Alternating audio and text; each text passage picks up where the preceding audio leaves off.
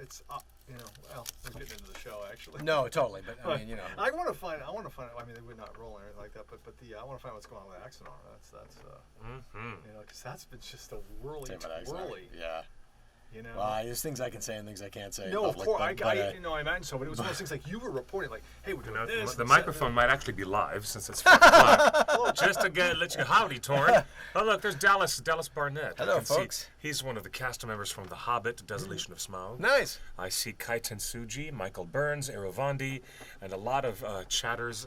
Can you see that chat screen, Michael Pellerin? Can you see that? There's the left and there's the right. What are the two? What's the difference? One half of the screen on the left in black is the chatters who are on TheOneRing.net/live, and they can also access on Ustream, our Ustream account. On the white screen, on the other right half, that's Facebook. Wow. Because Facebook is now supporting live. Hello, Mayor Gamgee. Kyle. Oh, well, there's Kyle Bedley. There's everybody's. It's up now. Maybe refresh. Yeah, you guys hit refresh on your browser. Nice. Believe it or not, we are here in the heart of all geekdom. It is 5:01 p.m. We're live now, aren't we? We must be live. Surely. We're gonna have yay sound. Yes, that's right, Erovandi. Let there be sound in a sonorous voice. There's the sound. There it is. And also let there be light, let there be pictures.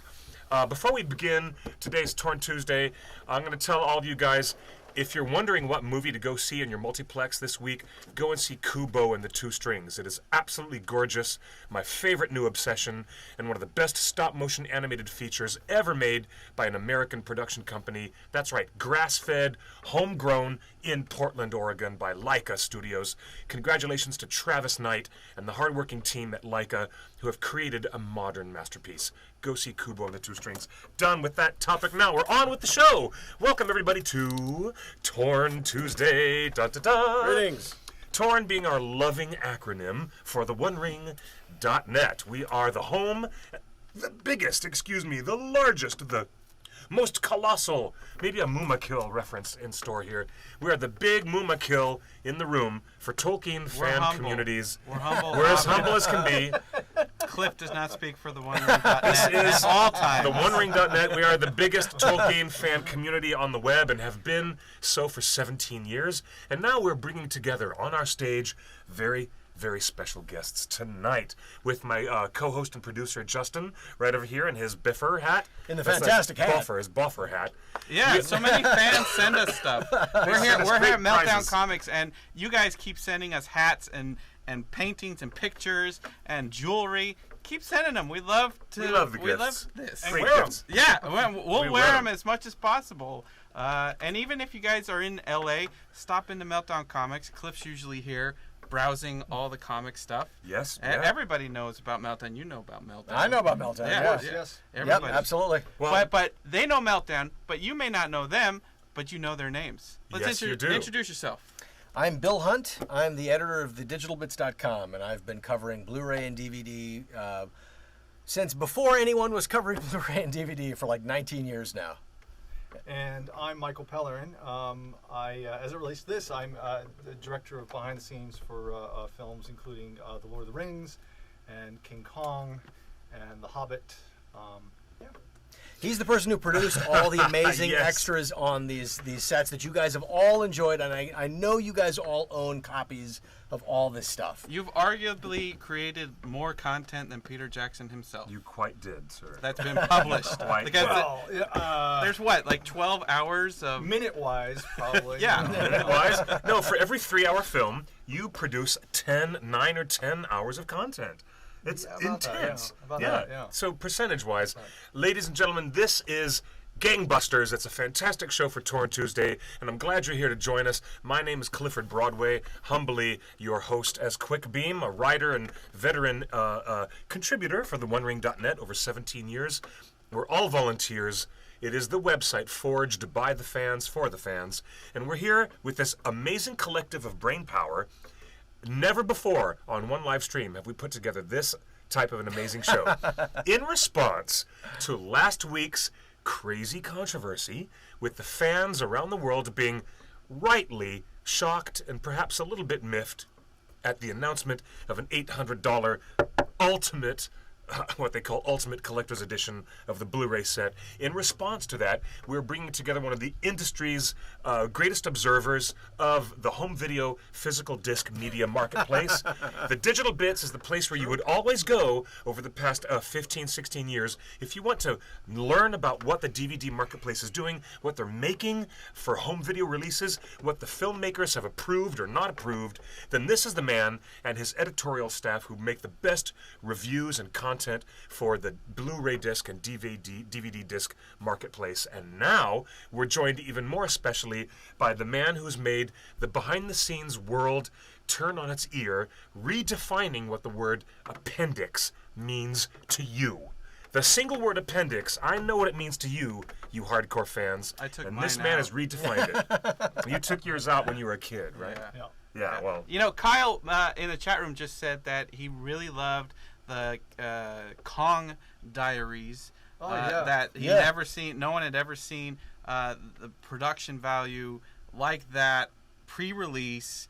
Yes. Besides the Lord of the Rings, and that's because you did them. Well, that was actually Peter's idea. So I remember in the middle of, and you have little things, little hints he drops. You need to pay attention to because it means there's something cooking in there. Somewhere, I think it was on the Return to the King, maybe sooner than that. He kept mentioning, "Gee, wouldn't it be interesting to do it behind the scenes, not afterwards, but during?" And I think with the internet and where it had gotten to, he seized it. It was just, and it was very ad hoc. It wasn't like some big planned out thing. It just started and we kept rolling and you know what I mean? Like you think that it was like literally it was like doing a news show where every week it was just scrambling to figure out what the next story was. Twice a week, by the way. I don't know if you remember, it was twice a week we'd post. Yeah. And it was not what I expected to do because we'd gather and then we'll afterwards. And people were like, "No, let's do it now." And so it became like a news show, really. Yeah. And then when you think about the extras that are on the Kong discs, eventually there's the original Kong, which is like you guys recreated the deleted scenes, like the long lost deleted scenes. Yes. And then the stuff that was on the new Kong as well. It's phenomenal. I mean recreating the deleted scenes on the original Kong was a coup. I mean that's amazing. Because most of you probably know this, but it was a as you can imagine, in 1933 when the film came out, there was a campaign of misinformation by the filmmakers because the effects were so new and so revolutionary. People had never seen anything like that. I mean, maybe they'd seen bits and pieces of that type of effects work, but not all together as one great piece of imagination like that. And so consequently, most of the stuff out there, first of all, it wasn't really that well documented. And most of the stuff out there is misinformation. So the only way to do it would be to go back and actually the only way to show how they did it would be to go back and recreate it. It was the only way. And fortunately, some of the original equipment Peter owned, so we were actually able to do like the miniature rear screen projector.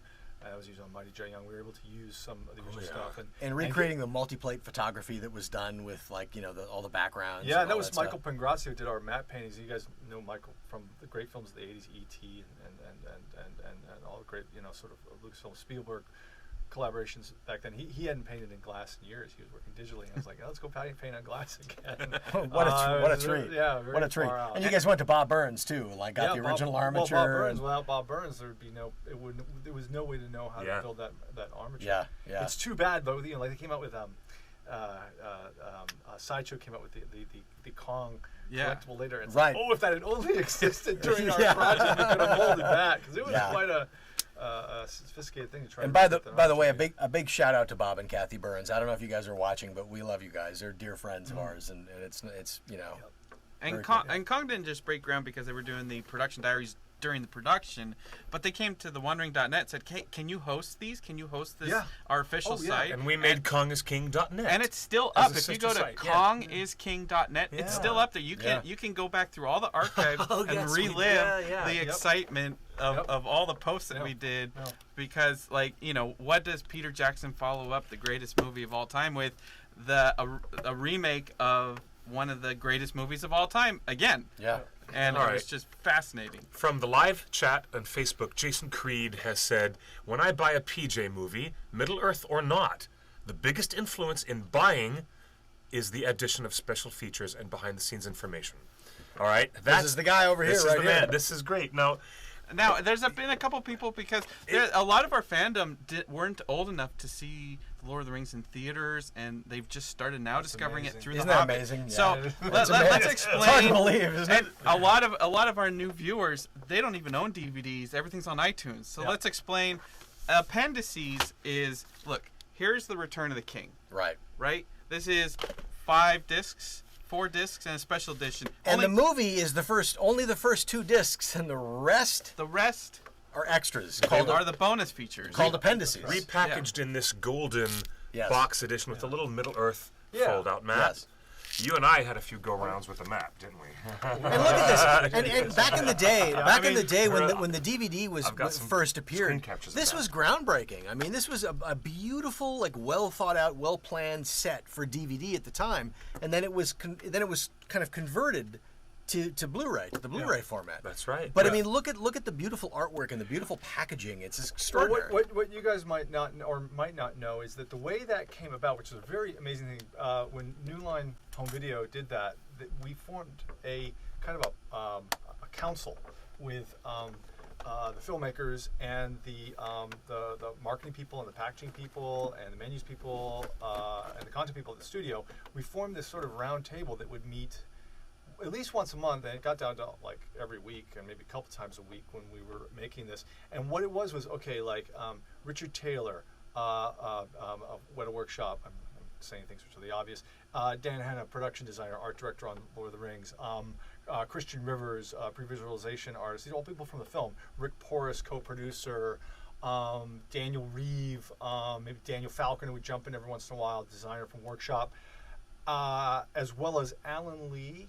John Howe had moved on at that point. He had other projects, but Alan Lee was involved almost every single meeting. And then, of course, you got the content people, the packaging people, the marketing people, and the menu people for New Line. And every month we would get together, and everybody would put all this stuff on the table, okay? And including the menu vendor and the packaging vendor.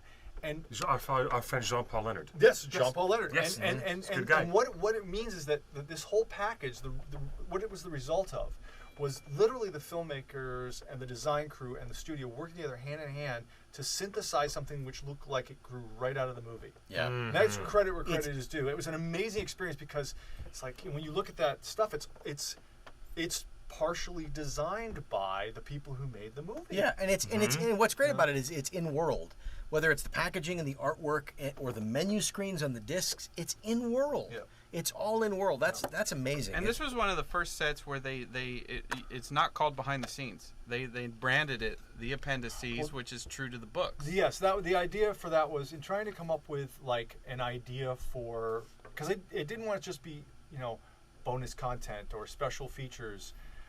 We took a cue from Tolkien's The Return of the King, his extensive appendices, which kind of is all of the work that he put into synthesizing what would become the Lord of the Rings, became this great body of work outside of the narrative that in some ways enhanced it or contributed to it or was the workings behind the story. Well, why not call the workings behind this movie the same thing? Yeah, well, and that's the material that Peter Jackson drew upon for the films in many ways, especially for the Hobbit. Especially for the Hobbit. Yeah, especially for the Hobbit. Yeah. Well, there was a question from Kyle in the chat room that just said, Michael, why was there with the Hobbit? Did you do things chronologically versus kind of more thematically? Now we're getting into the real meat of it. Yeah, I mean the fans. Well, I can tell you everyone in that chat room has seen these multiple times. Yes, which is what's great. The audience who has absorbed this material. Yeah. Yes. I came on the project right after they wrapped principal photography on The Lord of the Rings. So we're talking like the beginning of 2001. And Costa Bodes had documented the film. And of course, Dan Hanna had shot a ton of footage, and Tanya Roger of What a Workshop had done a ton of footage. And then I continued documenting during pickups, which of course, as you know, were probably, for all three movies, probably around 8 months of shooting just for pickups. Wow. Now, all three I remember that. It was like how much are they really reshooting? So that's a big major motion picture thing. So I was around for all of that. But when I came on immediately, it was like, well, gee, Costa does this great work. He's a great documentarian. And he was very generous with me when I came on and showed me what he was doing. Okay? I didn't want to see too much because I didn't want to get influenced too much, but he showed me enough. He showed me his plans, and he showed me what he was cutting and examples. And immediately I knew, okay, so Costa's going to cut 3 feature documentaries that are going to be very much fly on the wall. Not interviews, not any of that kind of stuff. It was going to be like, bam, as if you got a ticket to the set and you got dropped in with absolute access to everything, behind the scenes, on the set, off the set, in the offices. And so I knew he was going to do that. And I thought, okay, right, well, we don't want to just put out like a bunch of stuff that's sort of a repeat. Yeah. So immediately I thought, well, I'm going to do what he's not doing and stay away from it. And what I mean by that, not just in terms of content, because some of the content and the footage overlaps, but I thought, all right, then my job is to do something which complements that, which is I wanted to create, kind of by doing lots of interviews, an oral history of this project. Okay, so you could create this quilt, this tapestry of voices that then you can use all the behind-the-scenes footage to illustrate, because there were so many things that what I figured I could do with the interviews, if I got people soon enough, they'd have perspective, but they'd also still have memory, and I could create this web of stories that, when all put together, you could actually get inside people's heads and hearts on the show, which is something that just a camera won't do. But as a camera person, I know there's only so much you can get, and you know, part of that was what came out of that also is that there's a lot of things that happen on the show that the cameras just weren't there for, that are great stories. And there's some stories that people, it's funny, looking back on the behind the scenes, they think footage existed of certain anecdotes and things that went on. There's no footage at all. But the stories are told so well by the people who related them that you think you saw it, but you actually didn't. So, you know, there were a lot of stories I had that I wanted to put out that way. So I chose to do kind of everything kind of by topic, and kind of like this oral history of the production, try to get all the good stories in there. What you know, what was interesting about that is the fact that on a traditional movie, you work on the film and you record all this stuff, but it takes a few years to have any kind of perspective on it. But because the Lord of the Rings films were such a long period of time for everybody involved, people had stories to tell right in the middle of it. That's right. They had, like, they wanted to share the experience of what they were doing in the middle of it, which is rare. And in a normal film,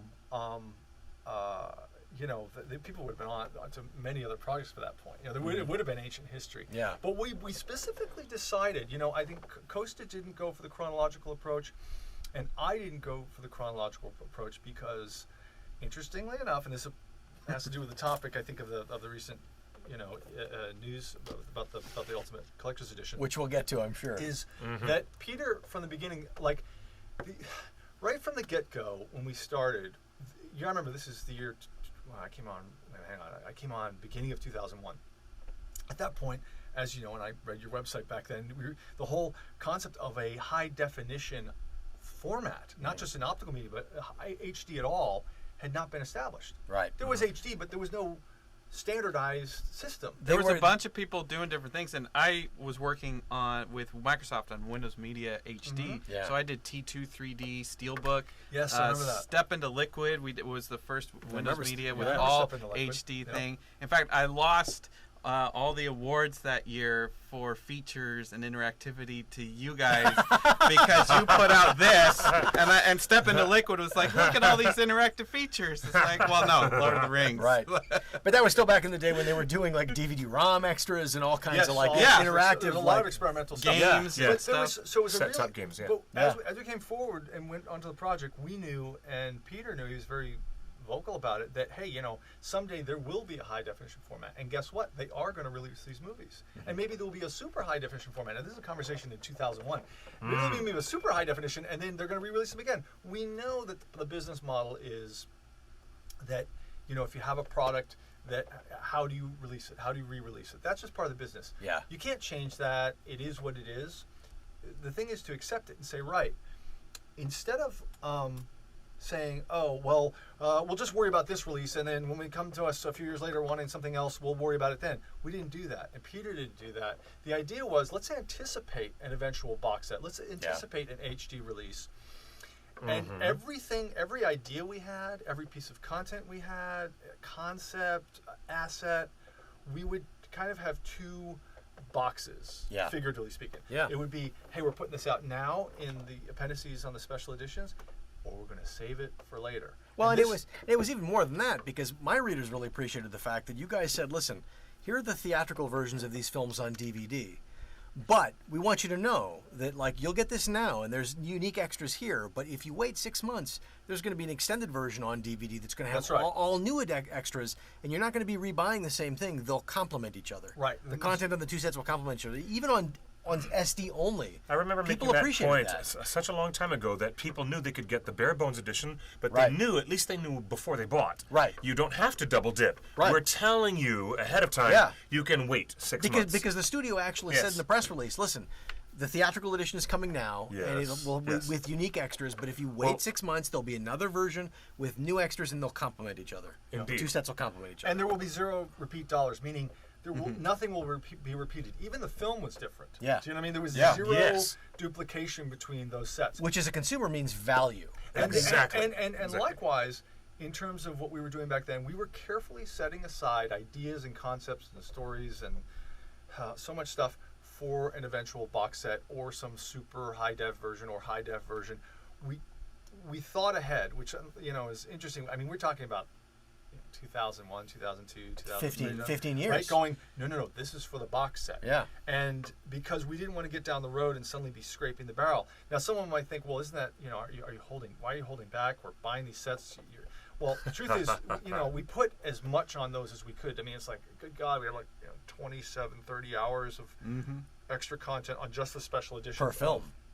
Lord of the Rings. Yeah.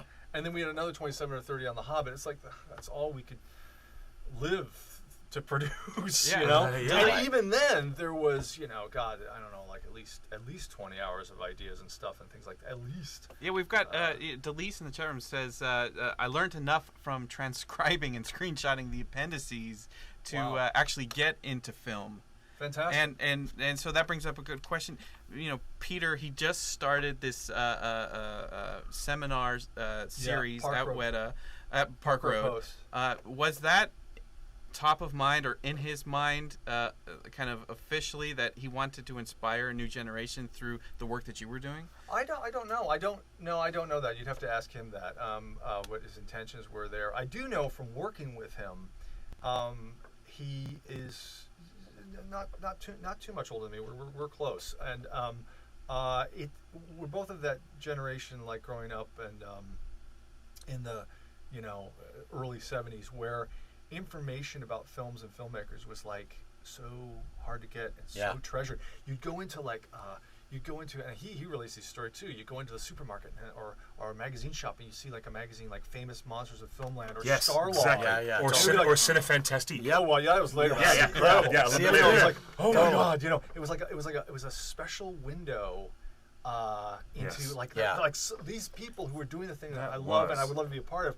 Thank God for Forrest Ackerman. Yeah, yes, totally. exactly. Absolutely. Yes. And even like Cinemagic magazine, like on Super 8 and all that kind of stuff. Yeah. It's like, And but anyway, the thing is that from working with him, I mean, there's still a spirit, and he still has that spirit, and I'm of the same kind of mindset of, wow, if you get the chance to do something really cool in film or be part of a really amazing project, and you have the chance to share it with people, make the most of it. Do everything you can. Like, pay it forward. Pay it, absolutely. Yeah. This leads me to the insight I want to share with our audience about your background, Michael. Before working with Peter Jackson, you were entrenched at Disney doing some of the most extraordinary work with their archives. Laserdiscs. And the Laserdisc. Now listen to this. You guys know, everybody knows how notoriously protective, dare I say draconian, Disney is with protecting their archives. You were the blessed child, the golden child, who had access to do Tron, that ultimate legacy edition, to look at the archives of Tron. Fantasia. You got to touch animation things from the dusty archives of Disney, which is so beautiful. Now, you take this approach to filmmaking the way that Martin Scorsese would and say, we're looking at this as a preservationist now. We're looking at this historically now. What are we going to preserve? What are we going to show the audience that will stand throughout history and can't be revised or revisited? This is going to show what really happened to the filmmakers. And Peter knew that you were doing it at that level, and that's why he brought you on board.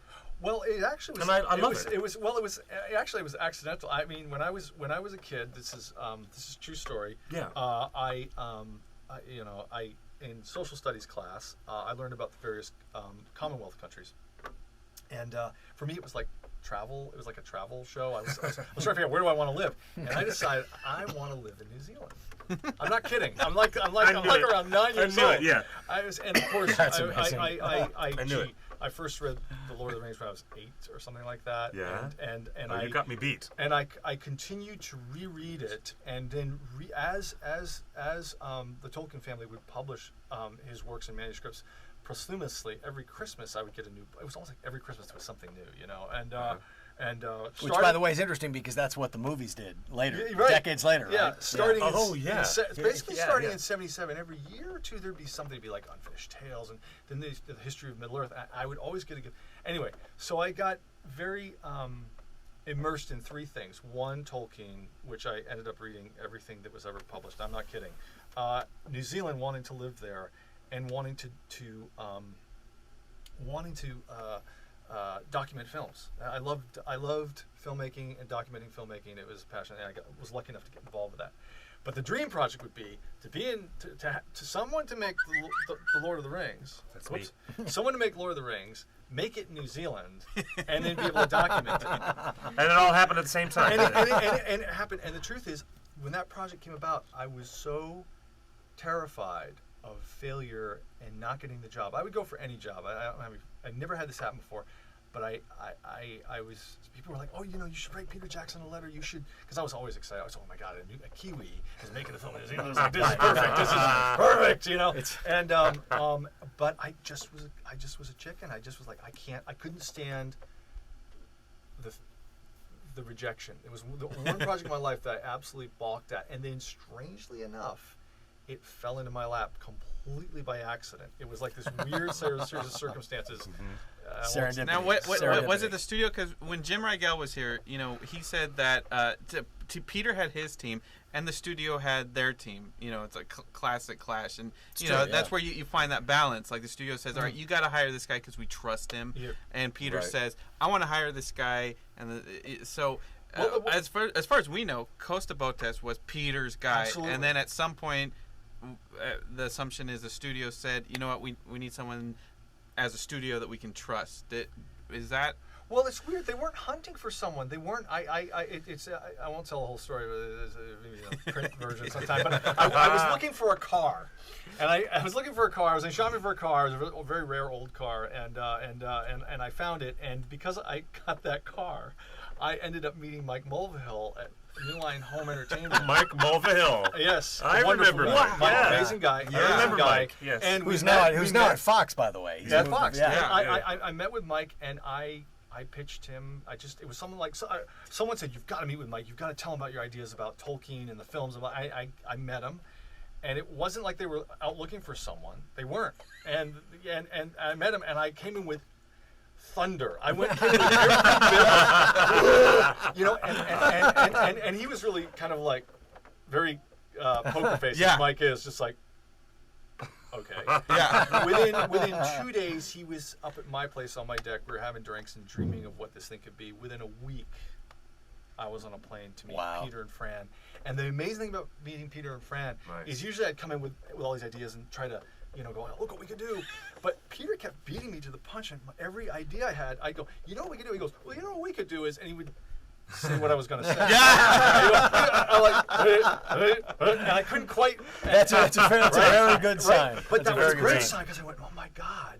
And this guy, most people know this, but Peter did his own behind the scenes on The Frighteners. He knows this job. Yeah. He's done my job. Yeah. So there was an immediate language, and we both almost immediately found out we were King Kong fans. And it was like, by the end of that lunch meeting them, it was like, you're on board, and now you got to figure out what you're going to do. It happened so fast. And my head was spinning, going, this is the dream job of my whole life. Yeah. It fell into my lap by accident. I almost ran away from it, and I ended up getting it anyway. And then I ended up living in New Zealand for the better part of 17 years. And then the problem is, thank God. Now what do we do? How do we organize all this? Yeah. I tell you what, see, you had the inside angle as a documentarian, and we, TheOneRing.net, were getting served cease and desist letters from the early New Line law department because they thought that some of our staff were sneaking over farmland fences to look at where there was some external location shoots. Yeah. And they went up to Erica Chalice, you know Erica, our girl, Tahano, and they went up to her and served her cease and desist letters. And at that early stage, nobody knew what the relationship was going to be with the behind-the-scenes filmmakers. Nobody knew what the relationship would be with the fan websites, and nobody knew what the relationship would be with the home video marketplace. Right, because so all three of us were sitting in the beginning. New. Yeah, it was all very early for us. We weren't quite sure where the hell we were going to go next. Yeah, and look where we are now. But everybody ended up kind of together. I mean, like you folks don't know this, but or maybe you do. But like during the projects, we actually rely on TheOneRing.net and people like Cliff and people like Larry Curtis, like. These are valuable resources that you should trust and be part of your family while you're doing this, because it's a gigantic job, and it's a job which is formed by a community. Do you know what I mean? Well, and the community is people who know this material better than anyone else, right? They're the most enthusiastic people. They're your best customers if you're a studio. They're your best. If you're a filmmaker, that's your audience. Yes, and you want to cultivate that relationship with those people. Then it begs the question: why weren't they paying attention to us when they released this $800 Ultimate Collector's Edition, which is our raison d'etre? Yes, guys, this is the reason why we're really here. Let's talk about the gorilla in the room, and he's not Mighty Joe Young. All right, seriously, what do you think happened that put these pieces together? You were there, and you addressed it in your editorial. You guys have already read. I tried to write my editorial, my op-ed piece, and the suggestion was that over a year and a half, 2 years ago, when you knew that business was winding down on Battle of the Five Armies, weren't you guys going to look at what Peter and Fran and Philippa had been joking about on the Return of the King commentary track? They remind me about this shot, Fran, because when we do the 25th anniversary, look back edition, you're going to remind me about the library in Rivendell that I never built. And then they joke with each other like, oh, we're never going to remember that. But we do.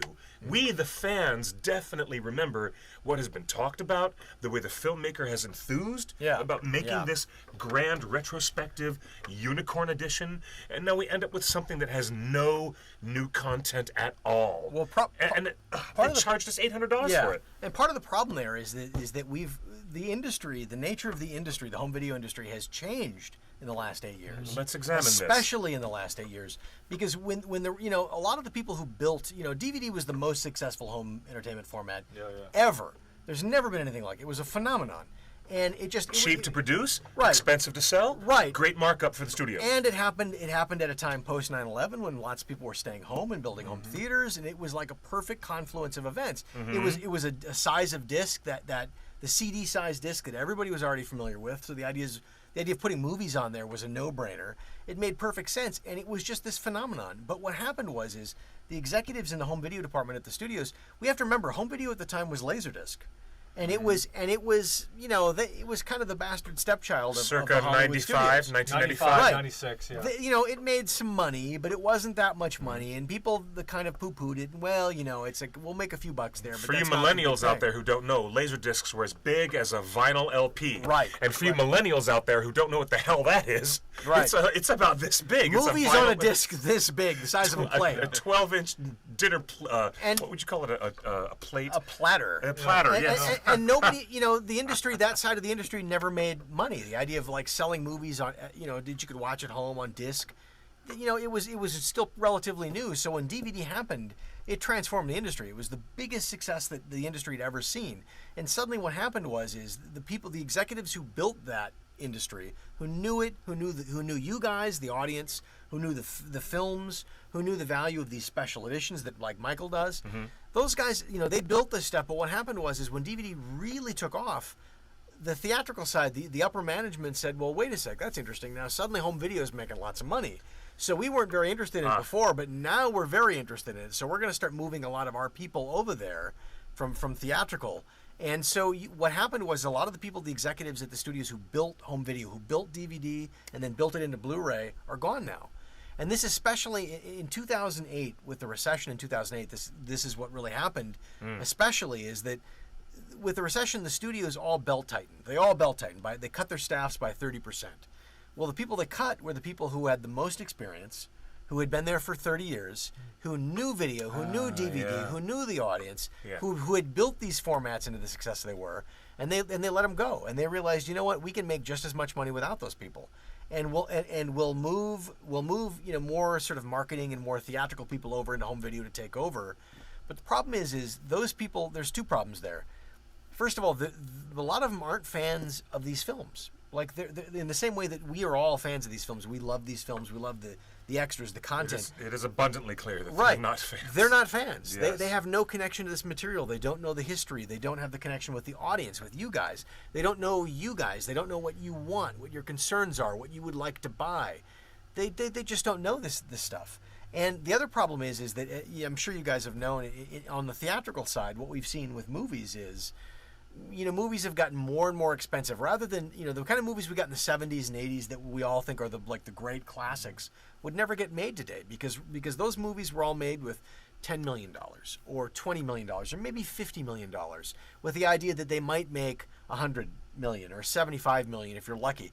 But now all these guys are thinking, listen, we're not interested in making a movie that's $2 million or $10 million because we don't know how to market that. We'd rather spend $300 million on the shot of making $1 billion. And so that's where the mindset is. And so when you look on the home video side, they're thinking, look, for the ultimate collector's edition of the Lord of the Rings films that we all want, it might cost them $2, $3, $4 million to produce this stuff.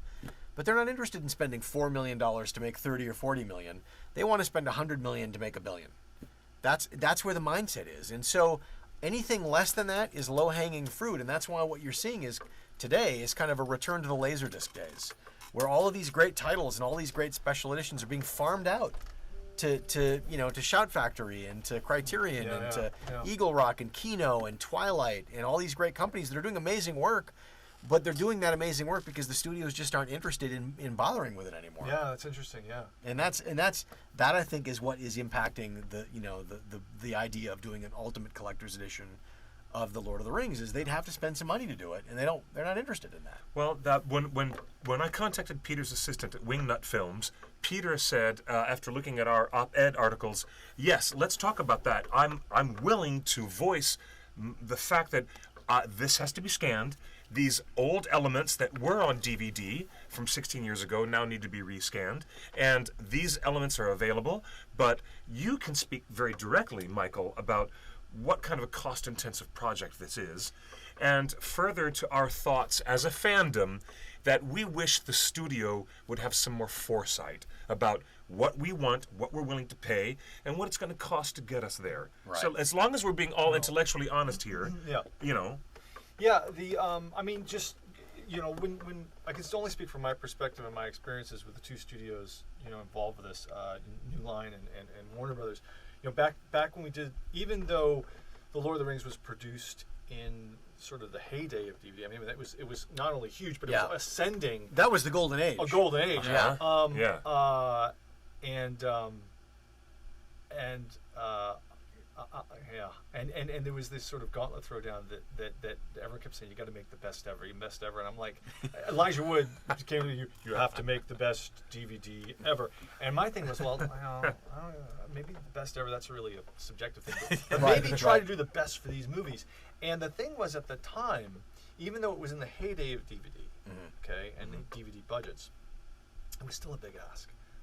Going out and producing close to 30 hours of material was even a big ask back then. Yeah. And it was like this, and not just a whole series of talking heads with very little production value. I wanted big production value. I wanted art. I wanted the filmmakers involved. I wanted, and it came with a price tag that was like doing a reality television show. Right. Yeah. Now, but it was a time when there were people at the studios who were willing to take that absolutely risk. Now I want to flash forward. It's time to do The Hobbit. Now, in my mind, from a creative standpoint, this is not business. This is a creative standpoint.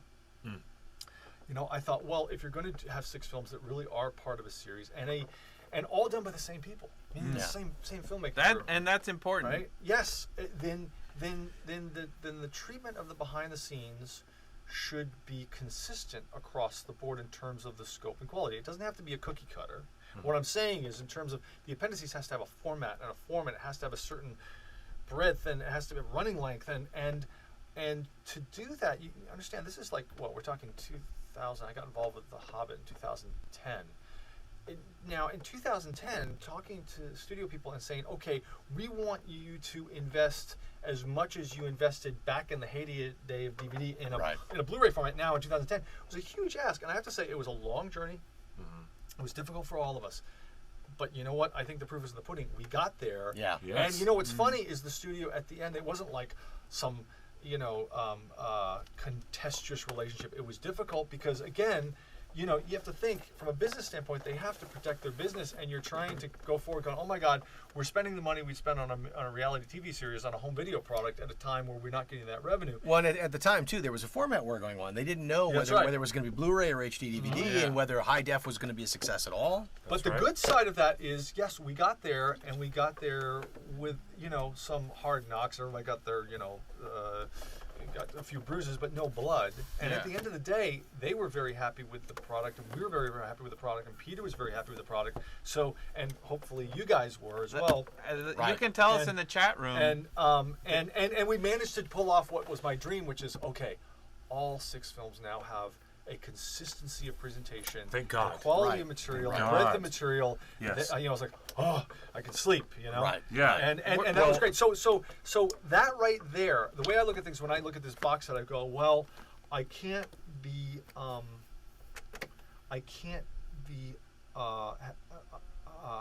ungrateful for how far the studio came in just producing the Hobbit extras. Yeah. It was like, fair enough. Oh my God, especially at a time where that where was DVD, not an easy and a lot decision of those extras these days the trend is to split them up over retail exclusives and all that stuff, Absolutely. and they resisted that, Absolutely. which is rare. Yeah. Well, even with the change, you had to excise the still image galleries.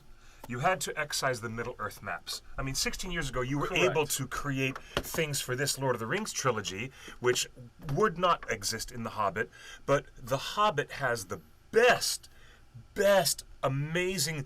Watching Ian McKellen break down and cry over his frustration at being locked away in a RoboCam room in a green screen. Oh, yeah. I've worked for Ian McKellen for almost 20 years. I've never seen him lose his composure like that as a professional actor. You got into the real nitty-gritty of what struggles they went through. When you pull that camera back and see Peter all by himself, sitting there lost in his head on that massive... there's another shot of Peter Jackson where he's trying to think up how he's going to shoot the Forges scene for Desolation of Smaug. And you do a long pullback on Peter where he just looks so isolated by himself on that set. You visually and told... I'm telling you, I'm trying not to get fanboy, but I have to get a little fanboy here. This is Michael Pellerin. The fact that you got what you got, and that we, the fans, got this beautiful set of appendices on The Hobbit is brilliant. It is brilliant. I have to say, I missed the stuff about Thorin's father. We didn't get to see anything about Thrain, but I missed that bit. But I'm glad that I got what I got. It was so wonderful. It was really wonderful. We're getting text messages and phone calls and text messages to the hotline. Keep texting us. We'll take phone calls later on. As you guys can see, this little thread going over our heads, we have a hotline. It's 530 number 6 number 4 FRODO. By the way, I love that the really background is all these discs all these discs from these sets. We should talk about so the Ultimate Collector's Edition, they call it Ultimate, but we should talk about what the Ultimate Collector's Edition actually should be and what it really is. And the truth is you can buy it for a lot cheaper. And the fact of the matter is, if you want to essentially get everything that's available, like all the great stuff that Michael Pellerin produced, what you need to buy is this. Okay, this is the thing. You need to buy the Lord of the Rings trilogy, the theatrical version on Blu-ray, right? Then you need to buy the Lord of the Rings trilogy on Blu-ray, the extended edition. The beautiful gold box. Right. Which includes the theatrical extras, and it includes the appendices that Michael Pellerin produced, plus the Costa Bodas documentaries for the Lord of the Rings film. Yes. All of those. Yes. Then what you need is the Hobbit trilogy, Blu-ray 3D version, because then you'll get everything. You get the Blu-ray 3D, plus you get the 2D versions of the films, plus you get all the extras. And then you need theatrical versions of Hobbit. Right, the theatrical versions. And then you need to get the Hobbit trilogy extended edition Blu-ray 3D versions, which again includes all the Michael Pellerin extras, the 3D version, the 2D version. I've as never well. seen this until today. Right. I've never seen this. Oh yeah, they're rare. Yeah. I think this was a retail exclusive. I think that's it was. The 3D version was a retail exclusive, and I had to pay dearly to get my hands on it. Wow, right? This is amazing. So that's all the mainstream extras. But then, if you want to go a real full, like the full Ringer Geek edition, then you need to get there's the Creating Gollum disc that was with the the limited edition that came with the maquette of Gollum. There is the Creating the Lord of the Rings Symphonies. These are all with the gift set. Right. These are the ones with the gift sets. Yes. And then there's, of course, the Ringer's Lord of the Rings documentary. There's Ringer's Lord of the Fans. Which our good friend here directed. No, I wrote it. Wrote it. And then there are the National Geographic discs that had behind the scenes content. And then there's the J.R.R. Tolkien Master of the Rings DVD. I mean, you could go farther. You can go much farther. But if you want the basic set, if you want the basic content, the main full breadth of the content, it's 4 box sets. It's Lord of the Rings and Hobbit. Of what's already been published. Right. That's exactly right. No new content. And you'll still spend less than $800. And you'll still, you can get these 4 box sets. These 4 box sets you can get for probably $350, I think, altogether. Wow. I mean, that's much less than the $7.99, or I guess they've marked it down to now $5.99. Is that right? Well, that's an Amazon thing. I don't know. We're getting very specific questions about The Hobbit. More questions about The Hobbit behind the scenes than The Lord of the Rings. Today, that's really interesting. One, that there isn't a lot about Bolg in the appendices and the whole situation. I mean, that was a big deal that they changed the whole character. Well, interesting you say that, and this comes to your Thrain question. Is that I love Thrain. That wasn't Thrain. Yes. The reason is that we look. I said earlier, and this is the same thing that happened with The Hobbit. All through these projects, we always have assumed there's going to be some other release. There's going to be a box set. There's going to be an Ultimate Collection. There's going to be a 20th anniversary. We assume that from day one. Yes. And every decision we made about what to put into everything you described kind of came down to now or box set. Now or box set. Okay. So we have a very elaborate proposal for the box set. It's like 30 pages long, 35 pages long. I actually emailed it to I actually have it right here. There it is. I actually had it now, I've heard a little bit about this. We've been doing that since day one. Literally, it was like, because Peter would be like, no, let's not do that now. We'll save it for the box set. Now, in terms of these questions about, Bolg and Thrain, we had a plan to, like what we did on The Hobbit, if you can see that during the appendices and the chronicles, we sort of absorbed into them the aspects which have to do with Tolkien and adapting Tolkien.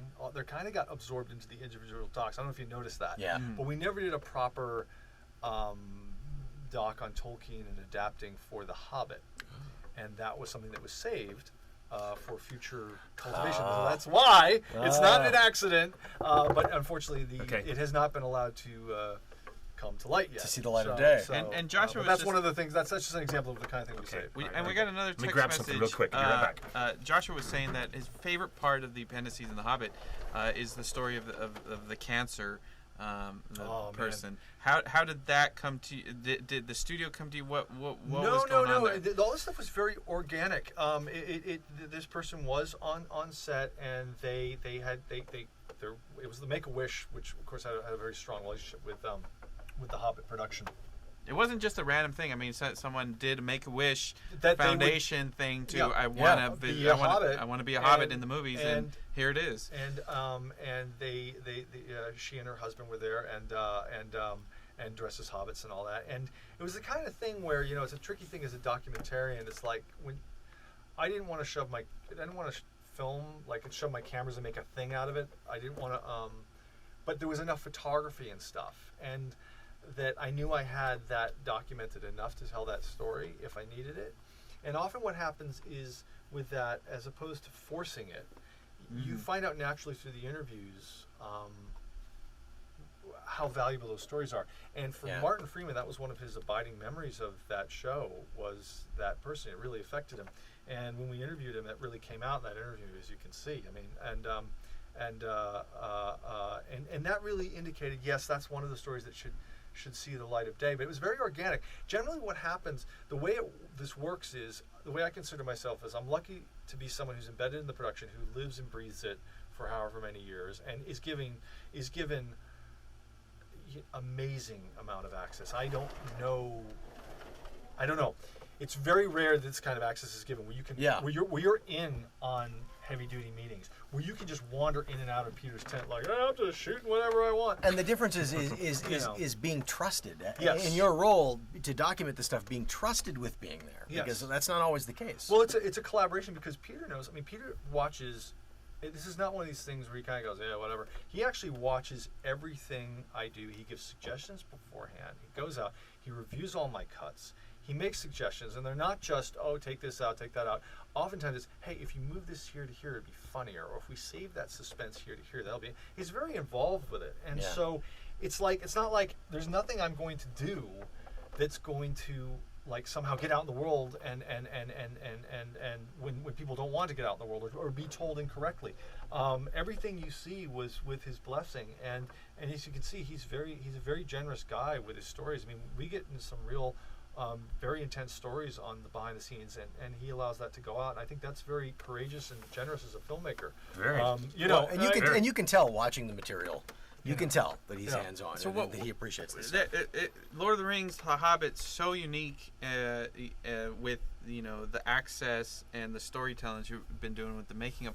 Why do you think no other cinematic universe or franchise or studio has been as open? Do you think it's a budget consideration? Do you think it's just we want to keep Marvel and Star Wars, like they don't go as deep as Lord of the Rings did? I think, to be fair, part of it is that there is, at the center of it, there is a filmmaker who's like the auteur, he's like the writer, director, who's kind of the guardian of this thing, right? Okay, that's at the center, okay?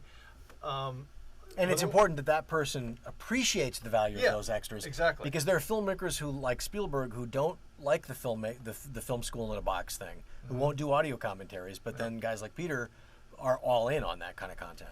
So that depends. So, and he's really the center, the sort of the bastion of this universe. So that's one of the things. Secondly, what I'm trying to say to you is, why isn't there more? It's because to be fair to other films and other film projects and other properties, The Lord of the Rings and The Hobbit, Middle-earth is a very unique sort of zeitgeist of a property that already has worldwide fandom, with or without the films. Okay, so and in every language existed for better part of a century, and that comes with it. Secondly, then you have films that have been really well received and done well, and the same group of filmmakers making all of them, and obviously big budget films and big high profile films, and they're made over a long period of time. Meaning, as a documentarian, I don't just have to go in and the film is shot over 5 months and there's about a year of post and we're done. I can go for years unfolding stories. And by the way, when a project takes years, a lot of stuff happens. A lot of life happens. There's a lot of stories to tell. There's a lot of interesting things.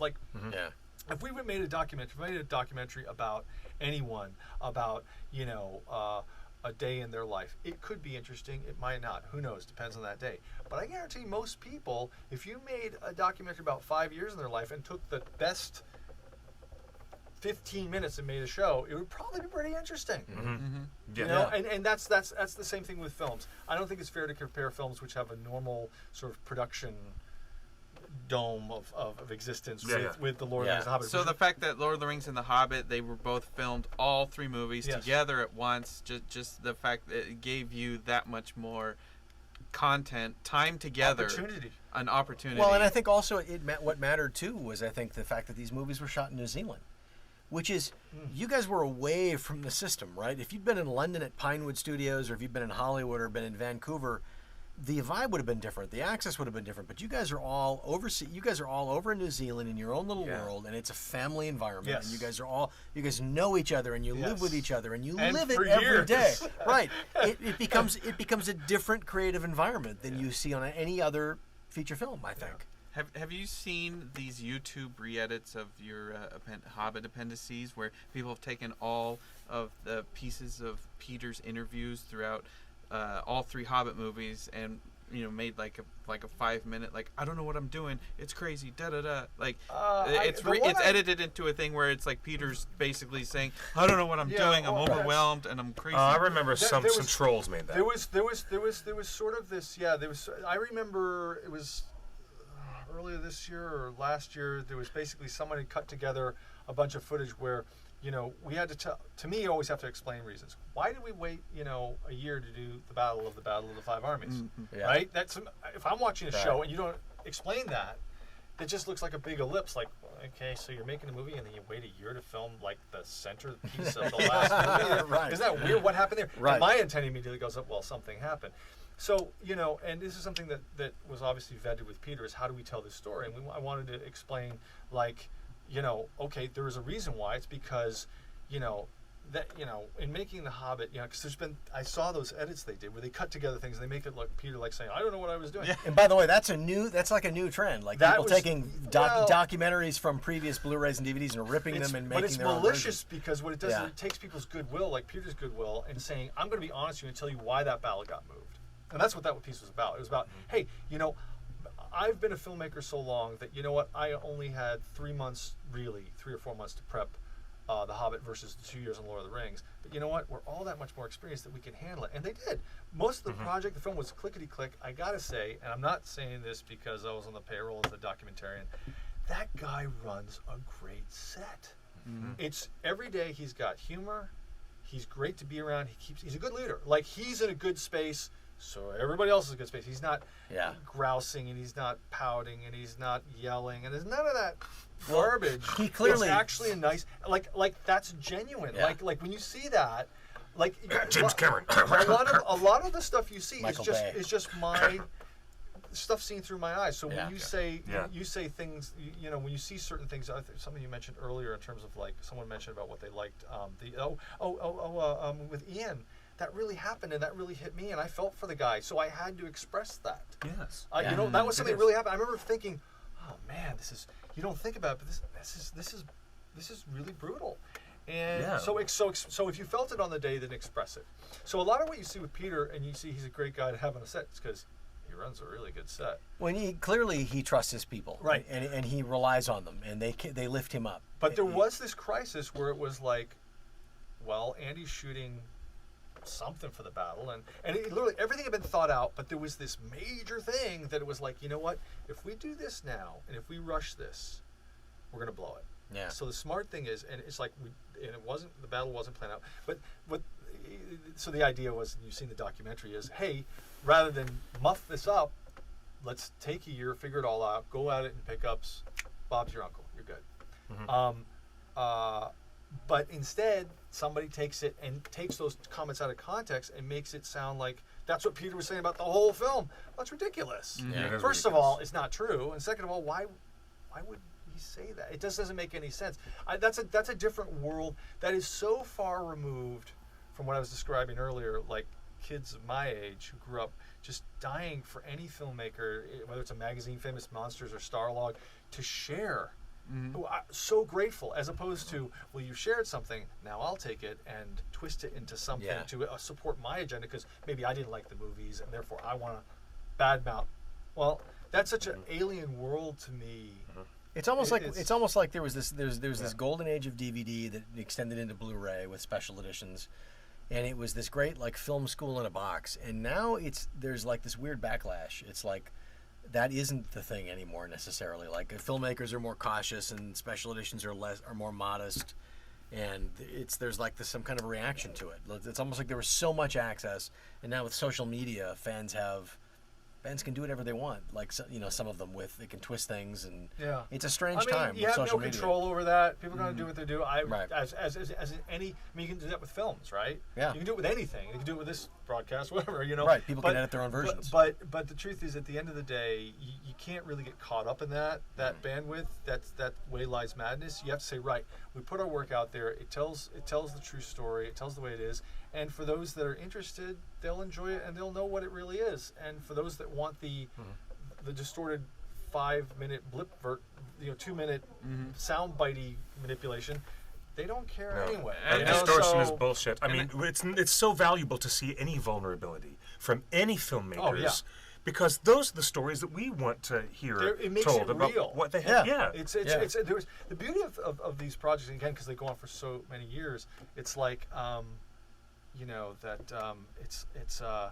is that so much life happens.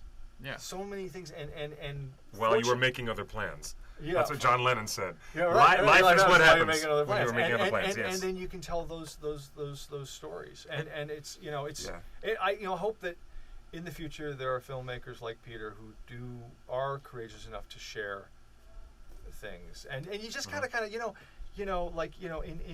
I still appreciate the fact that the guy took on The Hobbit when no matter what you do, and I'm sure he was aware of this, no matter what you do, it's going to be compared to the 11 Academy Award Return of the King. Yes. Right. Why would you walk back into a room and compare yourself to yourself? Well, because you love it, and at the end of the day, you want to see it done right. You want to see it done right, and that's why that letter. What's her name? Gracie Law from Big Trouble. That letter that got rid. That Gracie Law. That Warner Brothers letter. It's like where they say Peter Jackson phoned it in. It's like, oh my god. No, you know what? They don't understand. Our fans were just commenting on that in the chat room.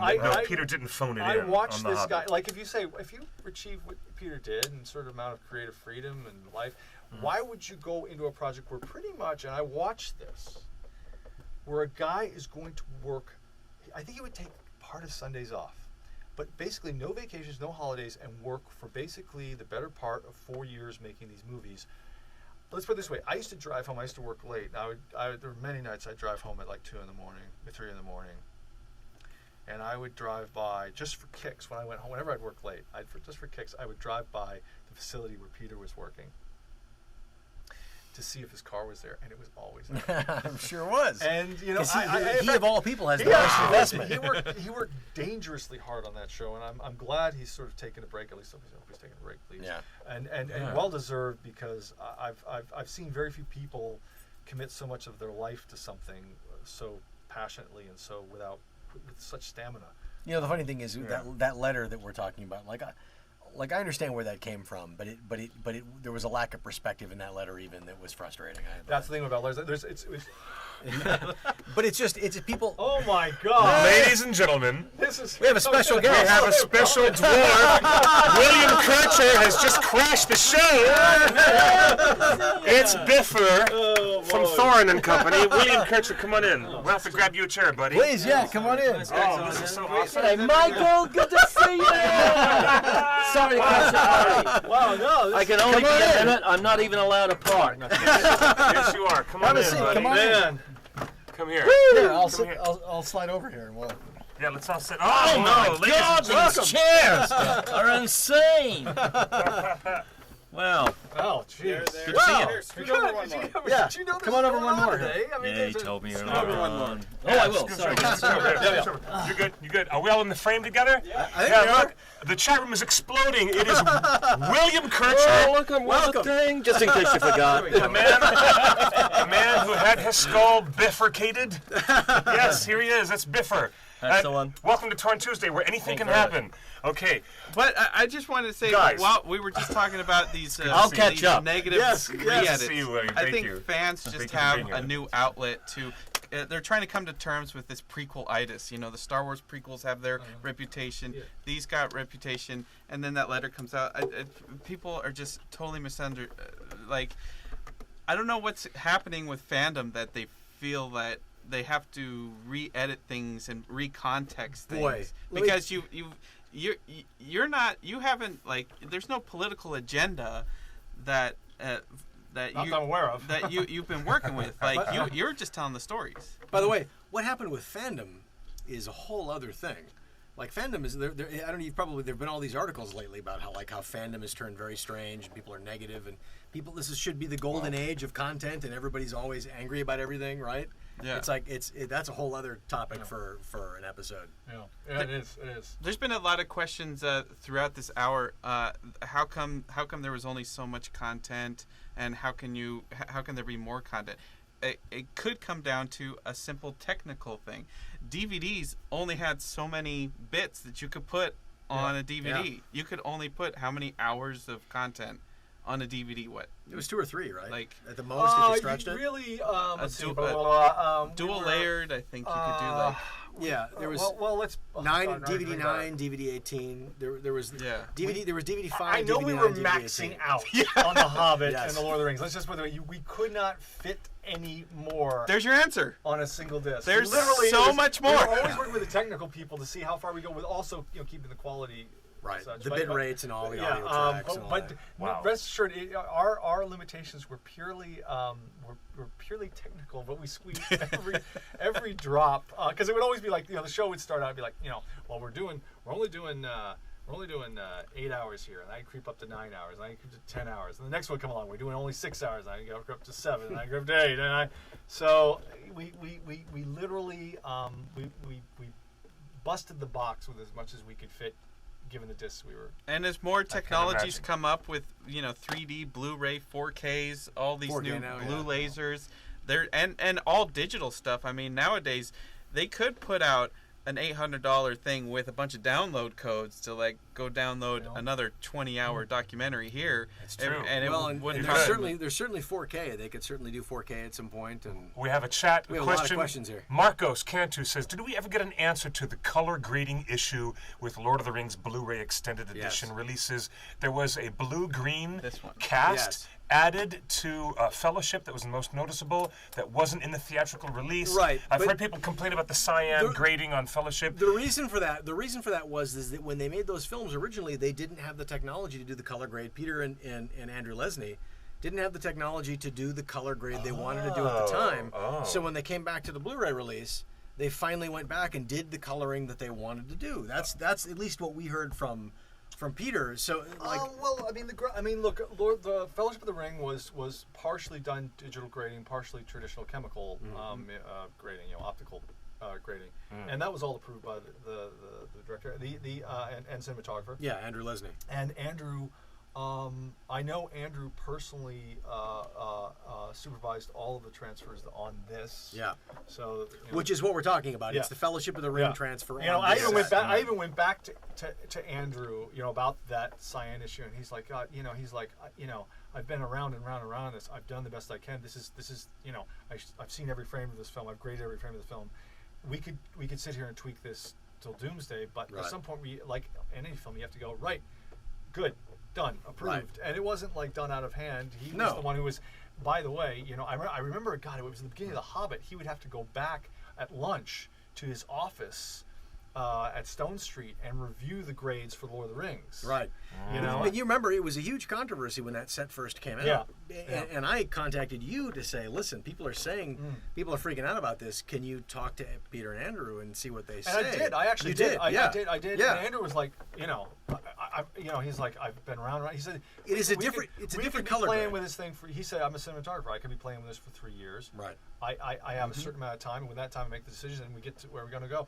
Peter, I think, and this is, by the way, this is all supposition, but I think in terms of, and who knows, maybe this is already happening, but in terms of an eventual 4K, going back to film and doing a proper restoration, meaning when I say proper restoration, I mean don't go back to HD elements, go back to the original digital elements, and go back to the film, and then do a proper restoration like they've done with films like Scan all the egg in 4K, Spartacus, and Lord of the Rings, and really go at it.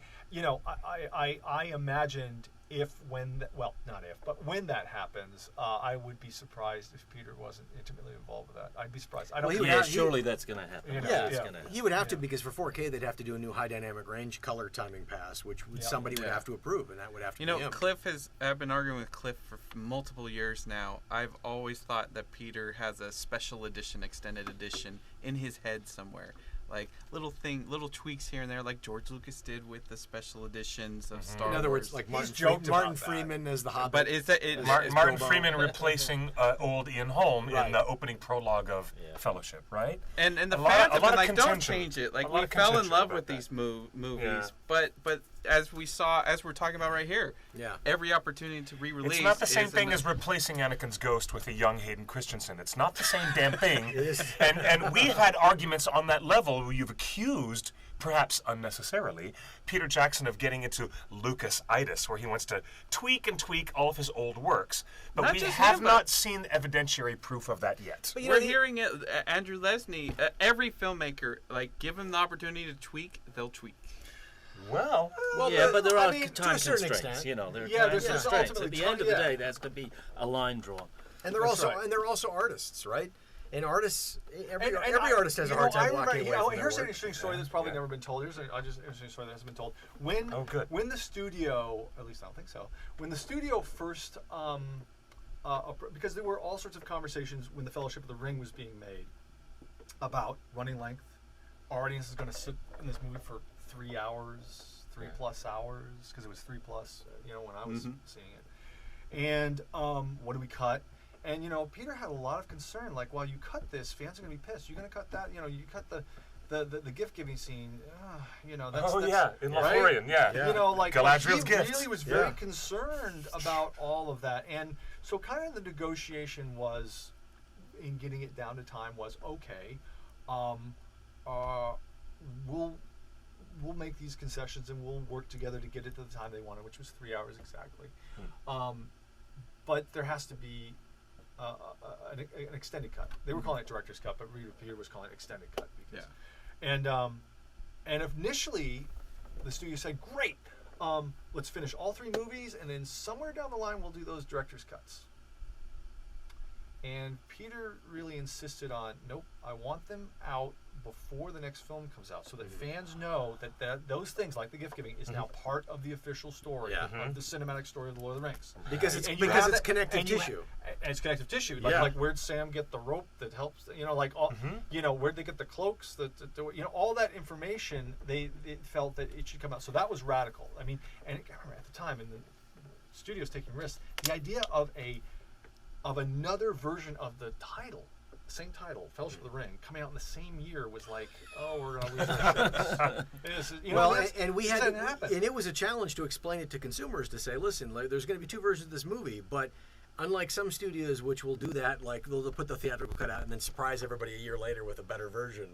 So New Line was upfront about it. And they said right from the get-go, they disclosed, we're going to do this. So did they release the video? So they showed, release the film, then release the video that is that theatrical version, and then a few months later, release an extended version. In April, the theatrical version came out of Fellowship, and then in November, the extended. And the interesting thing, I remember Peter saying at the time, he said 2 things. 1, the fans have to have this information before the next film comes out. Okay, it's got to be part of the bloodstream.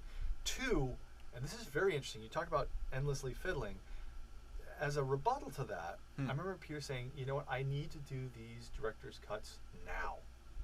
Because like anyone, I'm going to change. I'm going to grow as an artist. I'm going to change as an artist. And I won't be the same filmmaker 5-10 years from now that I am now. I'll be different. That's very interesting. Right? That's so it was like, I'm in the interesting mindset perspective. now. Yes, and it was very interesting because I'm in the mindset now.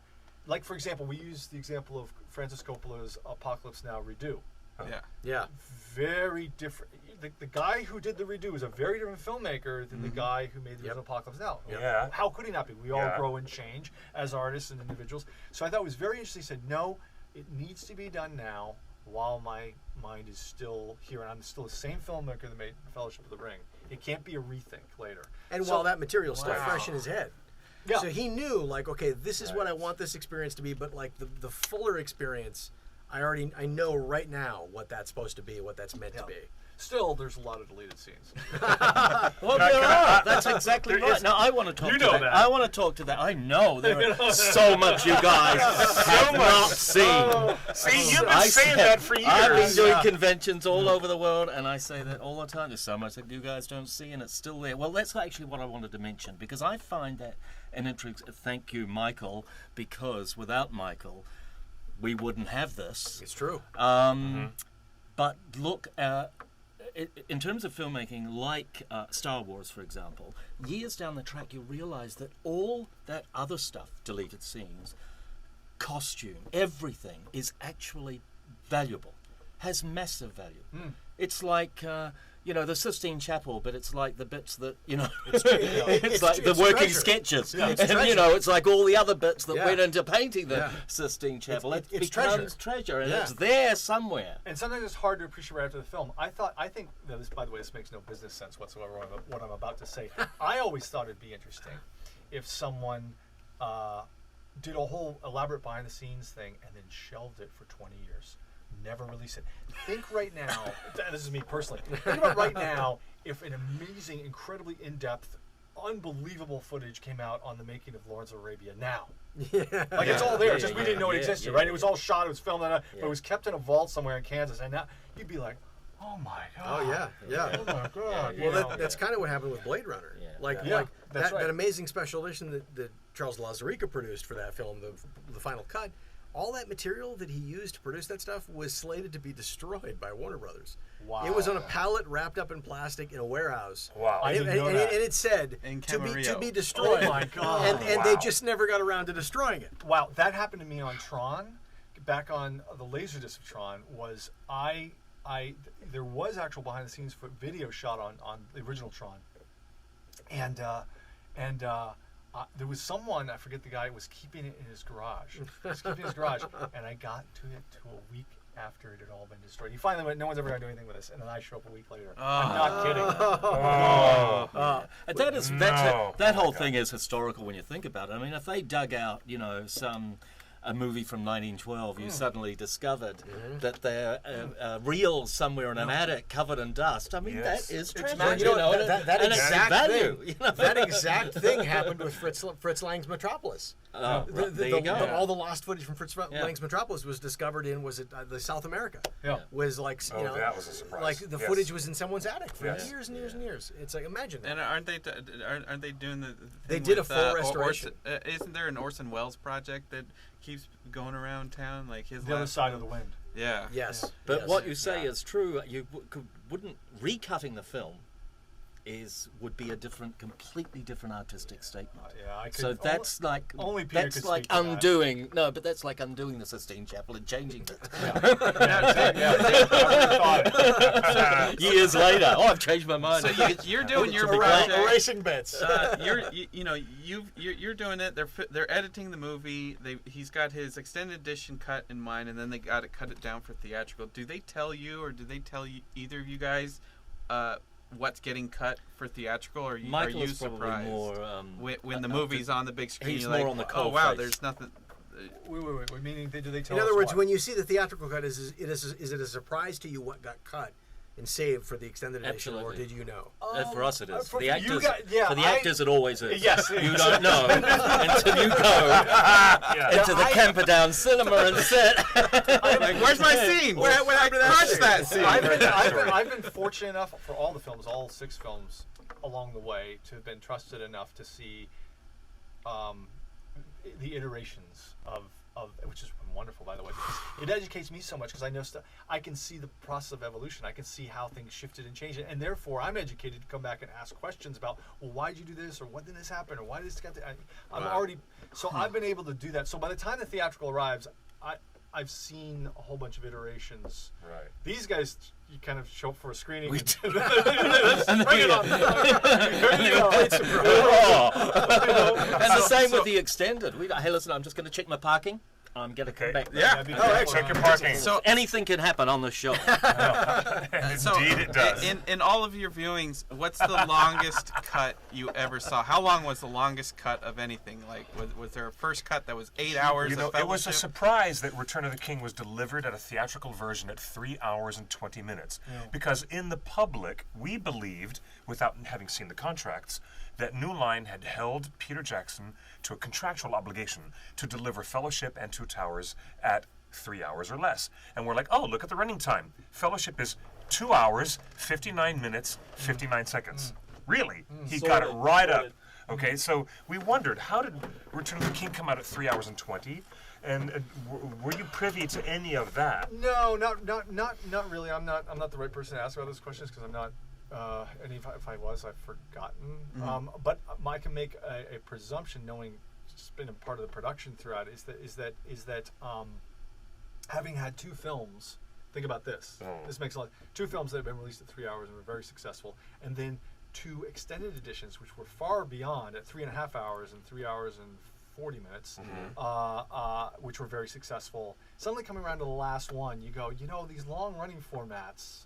I'm not surprised they released it, because it's like, it was already, the proof was on the table. Like, people are okay with this. They'll pay for this. People were buying it. So it's like the idea of 320.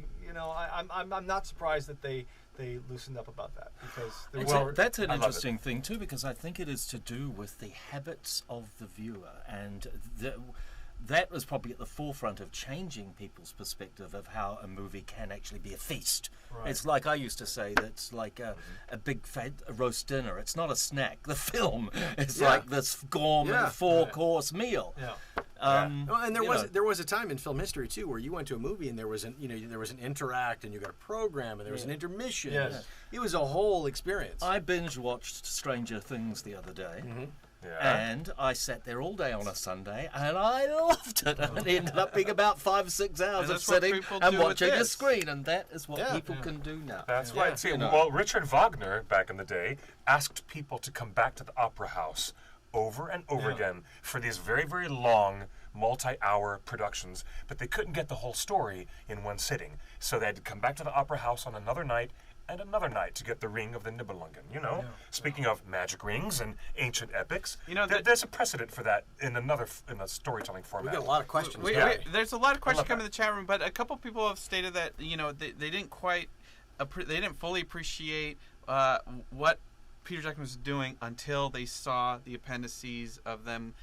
Theoden's armor and the intricacies of all of the stuff that went into the 2 towers, all of the armor, the amount of everything, and the detail on the inside, on the outside, on the helmets, and everything like that. And the things people will never see even on screen. Oh God, but the so actors much of must that. have seen. And, unbelievable. Was it more difficult with The Hobbit because so much more of The Hobbit is digital creatures, digital?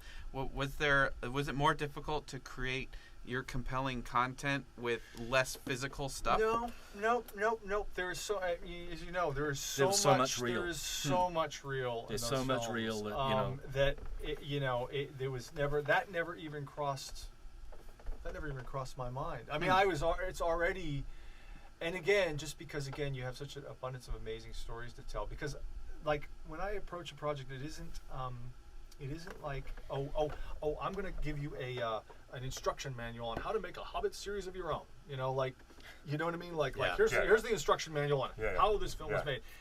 What's more important, I think people carry away, is yes, you want to have that information, but what you want to do is you want to tell stories, because people like watching people, and people like, I've always watched people who have these great endeavors, and certainly the making of these films, as you know, William, was an incredible journey, an incredible endeavor. And what I do is I just basically go, well, I'm the lucky chap who kind of just got plunked in it and can watch and have access to everything, reflect the stories through my eyes, how it felt on the day, and tell the stories that we would tell at the water cooler. Now, there's a lot of behind-the-scenes information within them. If you tell those stories, you're going to tell in a way, the making of. But there's such an abundance of that with these films that it was never an issue like, they're doing more digital. It's like, it doesn't matter. It's still going to be so much for me to say that I won't even be able to fit it all in. And there were green screens, but not as much as people think. You know, so real. Yeah. Well, and I say that in the convention thing, because the art department, there has to be allowed for organics to happen on the day. They will build the real lake town. They will build the real Bayon's house. Now, the camera might not point at the rafters and to see all the intricate carvings and all the things that we got to see and all the amazing things, but it's there somewhere. But that informs you as an actor, I would imagine. Oh, it's like, you're living in the world. So much easier. We lived in the world. How amazing! How amazing! Michael well knows. And it's a testament to Peter Jackson that, like, the Lord of the Rings films were shot on film, but with all those practical elements, and Hobbit films were shot digitally, but yet with all those practical elements. And it's the same philosophy, even though there's been a change of technology. It's the same filmmaking philosophy. It's the same approach. Basically, So speaking of shooting on film, I mean, this is one of the critical points that Peter and Warner Brothers have alleged on this new $800 set. One of the reasons is they don't want to pay for the film scanning of all the stuff that needs to be scanned. How much are we talking about? How many feet of film needs to be scanned? Yeah, I mean the thing is that and by the way, the person who was asking about why we didn't take a chronological approach, I am getting to that answer. The reason, bear with me, because I'll need to wrap that into this explanation. Yeah. That's why I referred to that person's question. Is that both Costa Bodis and I steered away from a chronological approach on The Lord of the Rings because, again, we've been planning the box set for better part of 17 years now. We've been planning it. We've been talking about it. We've been dreaming of it. Outlines. You've got which is not the box set that's in stores this fall. Which is a better thing. We're talking about the Unicorn Edition that hasn't appeared yet. Yeah, fans have called it the Unicorn Edition. Yeah, I know. I read that. Yeah. That content we've been bandying around for as long as I've been involved with the project, and one of the things is that when it came down to it, to do the box set or whatever it ends up being, is that Peter, he's involved with everything I do. It's like giving ideas, but he actually wanted to be involved, like very personally, on a producer directorial level on this. Okay, so we're talking about a Peter Jackson film or series, or however you want to look at it. That's the level that he wanted to commit to this, and he always said, "Gee, wouldn't it be great to kind of follow the story of the making of these films, very much from a personal point of view? Gee, here's why I made this decision. Here's what happened on the day this happened to me, and here's what was going on in my head, but do it all chronologically, like literally." Wow. Film by film by film. Oh, not film by film by film. Year by year and month by month. Meaning, this is what happened when we decided to do the book, and these and the stories which I've heard. The stories, okay. And then here's how we got it greenlit, and then here's how we get, and here's what happened week by week using the call sheets, like we did for the Hobbit Chronicles. You think about it. There's no Chronicles for the Lord of the Rings, right? Right. Mm-hmm. Right. Okay. I ended up doing Chronicles for the Hobbit because, and I followed that week by week, call sheet by call sheet format because in my own mind I went, gee, are they ever going to pay for an entire Chronicles that goes through all 6 films? I need to make headway now while there's a budget. I need to start telling us. So I kind of broke the rule there, and I got Peter's permission to start doing that with The Hobbit. Yeah. But we never did it for The Lord of the Rings. And that was very by design. Wow. Because that was one of our great plans, is that we wanted to create this documentary series of documentaries, and you've talked about in your article, it's pretty accurate, your sources are pretty good, that literally goes through the whole thing. And again, the thing with this stuff, Peter actually buys this content, you guys buy this content, I buy this content, we're the end consumers. Yeah. Right? We've all spent $600. I've got to buy something again. We always ask ourselves, well, what do I want to see? And certainly, we don't want to repeat what's been done before. So, getting back to that whole thing of the magic trick of Lawrence of Arabia, what we did on The Lord of the Rings and to some degree The Hobbit is we actually did that same thing. We actually put stuff away into a time capsule, both real things, assets, and ideas, both concepts. Yeah. And we said, let's lock this away, put it in a time capsule. When we unveil this to the fans, they're going to freak out. It's like because I want it now.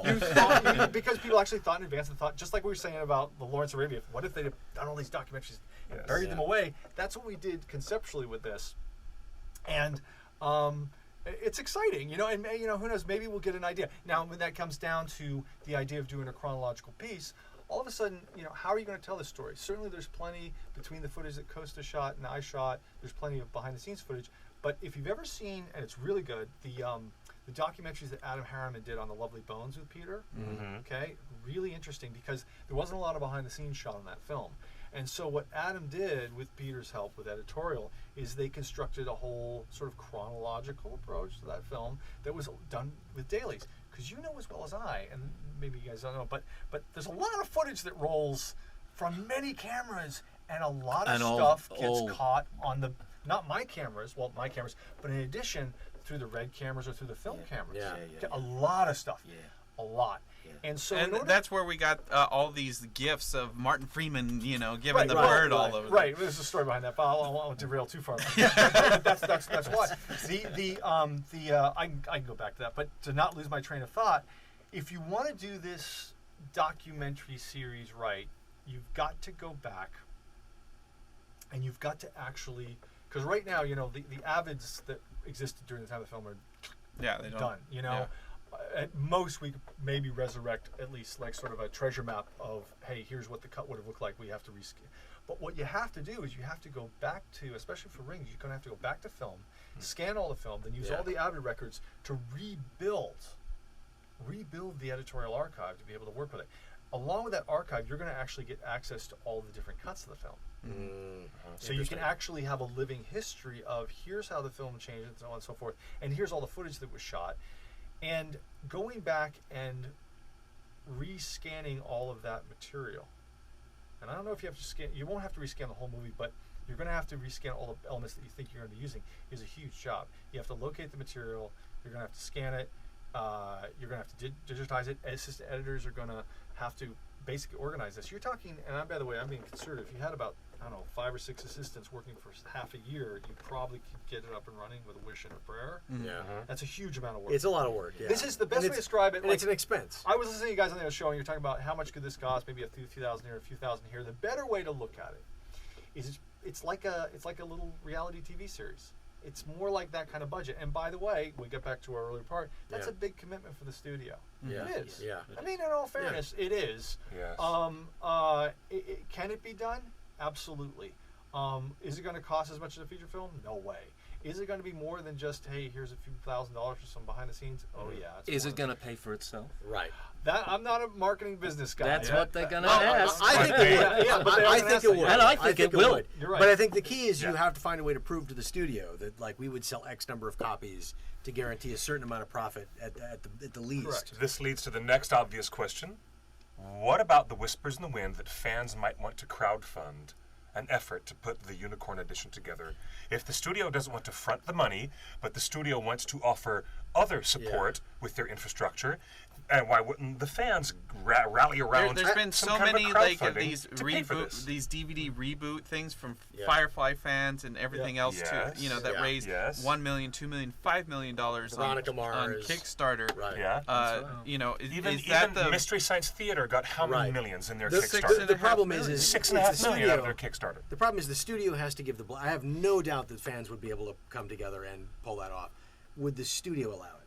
Or would it be egg in the face? Or would they say, hard to listen, answer that question. Yeah, would the studio say, listen, if you guys can prove to us that you can sell that many units, we'd do it. I think that's a more realistic thing. I mean, at the end of the day, look, I mean, there aren't,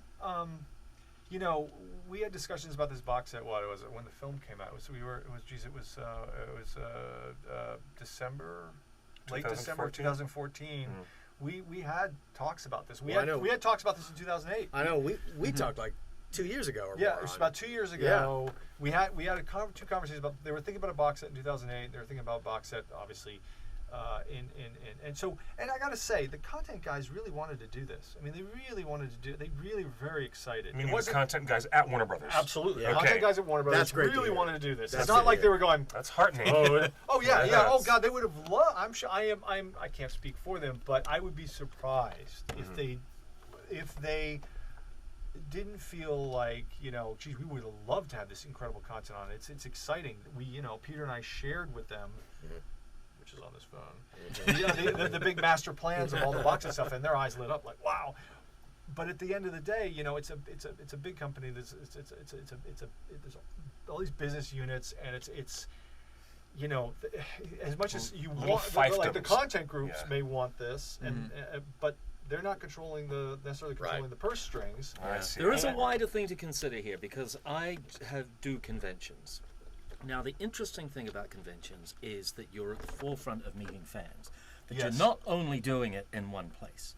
It's like being at the coalface.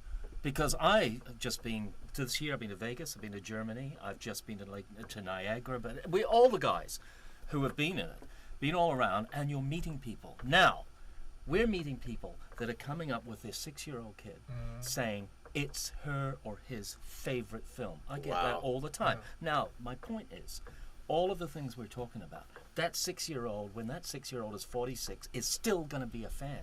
Yeah. And still wants to be actively involved and still wants to see all that stuff. It's a reminder. And maybe the studio kind of has to realize that the fans are like a beautiful garden. Yeah.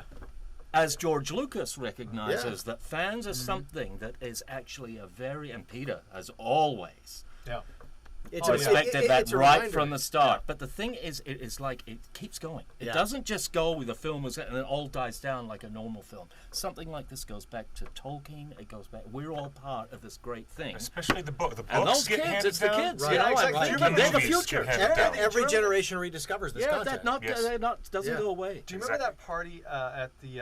It was they call it. It used to be the Ducks, and now it's the Amore, the OneRing party. Yeah.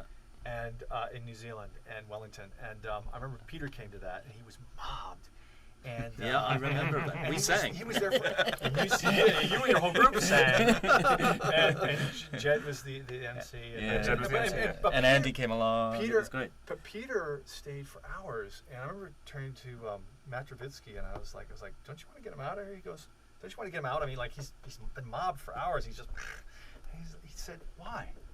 He loves this. This is his favorite thing. Like with all the hardship of doing film, to actually hang out with these people is like reward. It was. It's funny you should say that and reference that, because that night was like a moment for me, and it was a moment where I realized that Peter Jackson, the guy I was working for, I would go telling people about it. The way that he stayed and signed every last thing for everybody. He's like that. And it was just, I was really just wiped away by that.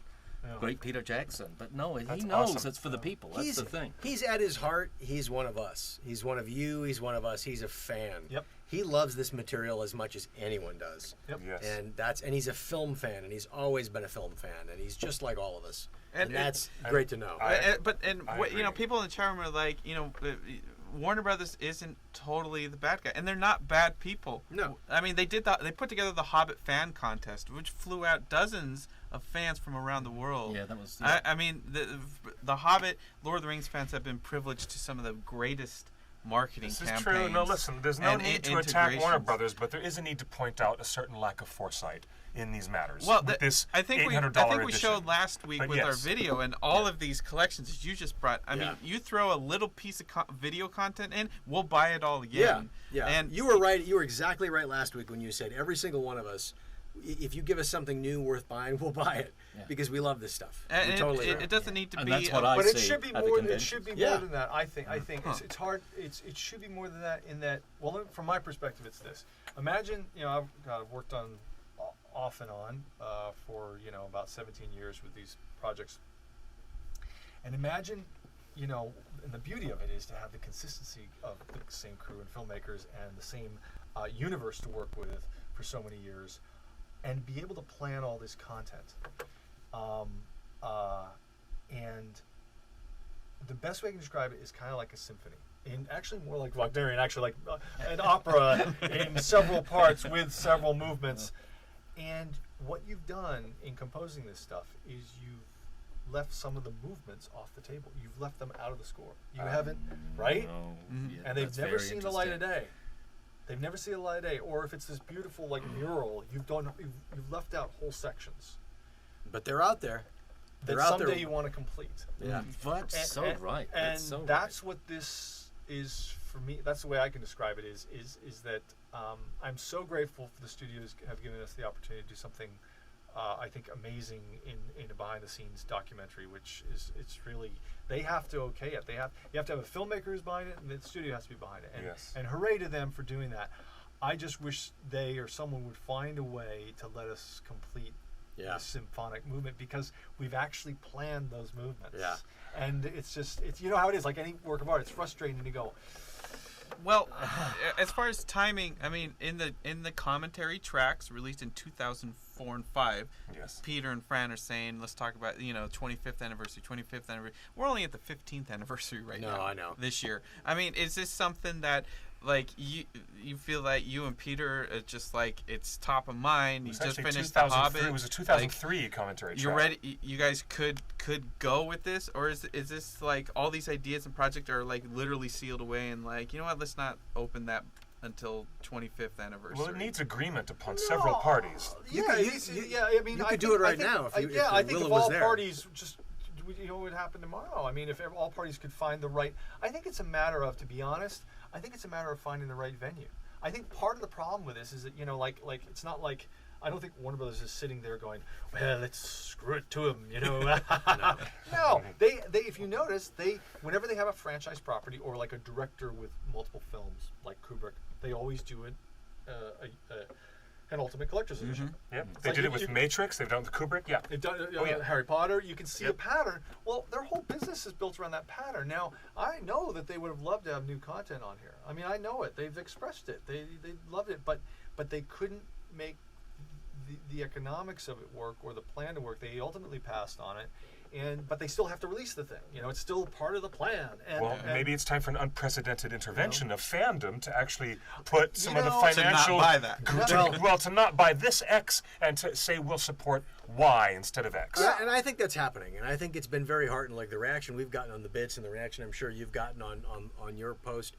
People have sent a message to the studios. If you look at the Amazon page, the pre-order page for this title, I mean, there's like 200 some negative reviews. And by the way, even the positive reviews are negative, but they're sarcastic. It's like, oh boy, I'm so glad I have the opportunity to buy this $700 thing. That's I mean, hilarious. so there's a message that's been sent, and this version that's coming out now, I wouldn't be surprised to see this keep getting discounted as we get into Black Friday and the holidays because nobody's going to buy it. I mean, we already own the content. Right. I'll allow that maybe Elon Musk and Bill Gates haven't bought their copies of these movies yet, and they might. But most people aren't. They're not going to spend $5.99 for a set that literally gives them no new content. Like very few people are going to do that. To me, it's like the answer, as in all things in the democratic process of speech, is make yourself known. If people can ask. And now more than ever, people can band together and have a voice and say, you know, enough people get together and say, this is what we want. I mean, people listen. Remember, the studios are entertainment companies. They're not. They're there to entertain people. They're there to make people happy. And the people are their employees in a way. They're people that buy their stuff. So enough people get together and have a voice and speak out. People listen because it's their job. That's what the industry is. We want to, studios love popularity. They love when things are popular movements because it's not like, how dare you tell us what to do? No. If they realize that enough, you'd be surprised. And you know what? Use social media, Facebook, Twitter. Believe me, they're paying attention. Yeah. Warner Brothers is paying attention. The executives are paying attention. Tell them what you want. Well, they are now. And this fan base is so good. They sure are. This fan base is so good and so loyal, and like you began the whole story. The Muma kill in the room of Tolkien. Well, use that. Use that voice. That's what's gonna make things happen. And I wonder some things like this. I mean, we may be bouncing up against. We're just trying to do more than what home video can do right now. It is definitely a time of transition in the industry. And I've that's said this. The other thing. Yeah. That's maybe this is. I've said this a number of times. Maybe we're at this point looking for the premiere of this material in the wrong medium. You're so right. Maybe this thing wants to be like a Netflix series or an Amazon series what if it what if it was that? Because if Warner Brothers inevitably did that, they'd bring it to home video anyway. You know what I mean? It would end up on. It would end up on disc. It would end up on disc. Is there that much content that you guys want to create? Is there 12 hours or more? Hell yeah! Oh yeah! It's more than that. Oh yeah! Yes. Oh yes! Tons yes, of stuff. there is. Above this, I mean, these are complete stories. You taught us how to make great films. Yes, but remember, we were also, because, and I can't say this enough, because we knew that there would be re-releases and because we knew there would be other formats, we very specifically didn't, first of all, we didn't have room, but we specifically didn't play every single idea, and we didn't play every single great idea in there. We didn't tell every story. Some of the funniest and best stories we have not told. Just as a matter of interest, how many cameras did you have, on a normal day, in Wellington, or with the first unit and the second unit? How many? Well, we always had someone covering first unit, we had someone covering second, and we always had someone floating around to the different departments, meaning workshop or That's right. Our all day, every day. Or digital, year after year, and all of that is footage, and it's all in there somewhere. In terms of delete, now I have to ask this fan, as like a movie geek and as a Blu-ray geek and DVD geek, how much deleted material is there? Like great deleted, like would you quantify it with a number? Well, over all 6 films or per film? I mean, I know. Put you on the spot now, Michael. I'll tell you this. I'll back up from that. I know there's a lot of. Well, okay, I'm going to get to that question because the thing that pops in my mind in terms of a lot of stuff is there's a lot of bloopers. And when I say bloopers, I don't mean just people tripping up their lines. I mean whole things that were staged. Really? Oh yeah. I mean, the Lord of the Rings took bloopers to another level. It was institutionalized chaos. And they've never really been organized. They got shown at rap parties and things like that. They got shown at actors' farewells. But I want to say something, throw out a crazy number. And again, I don't have the exact. But I remember looking, there's like an hour of bloopers for each movie on the Lord of the Rings. Oh, wow.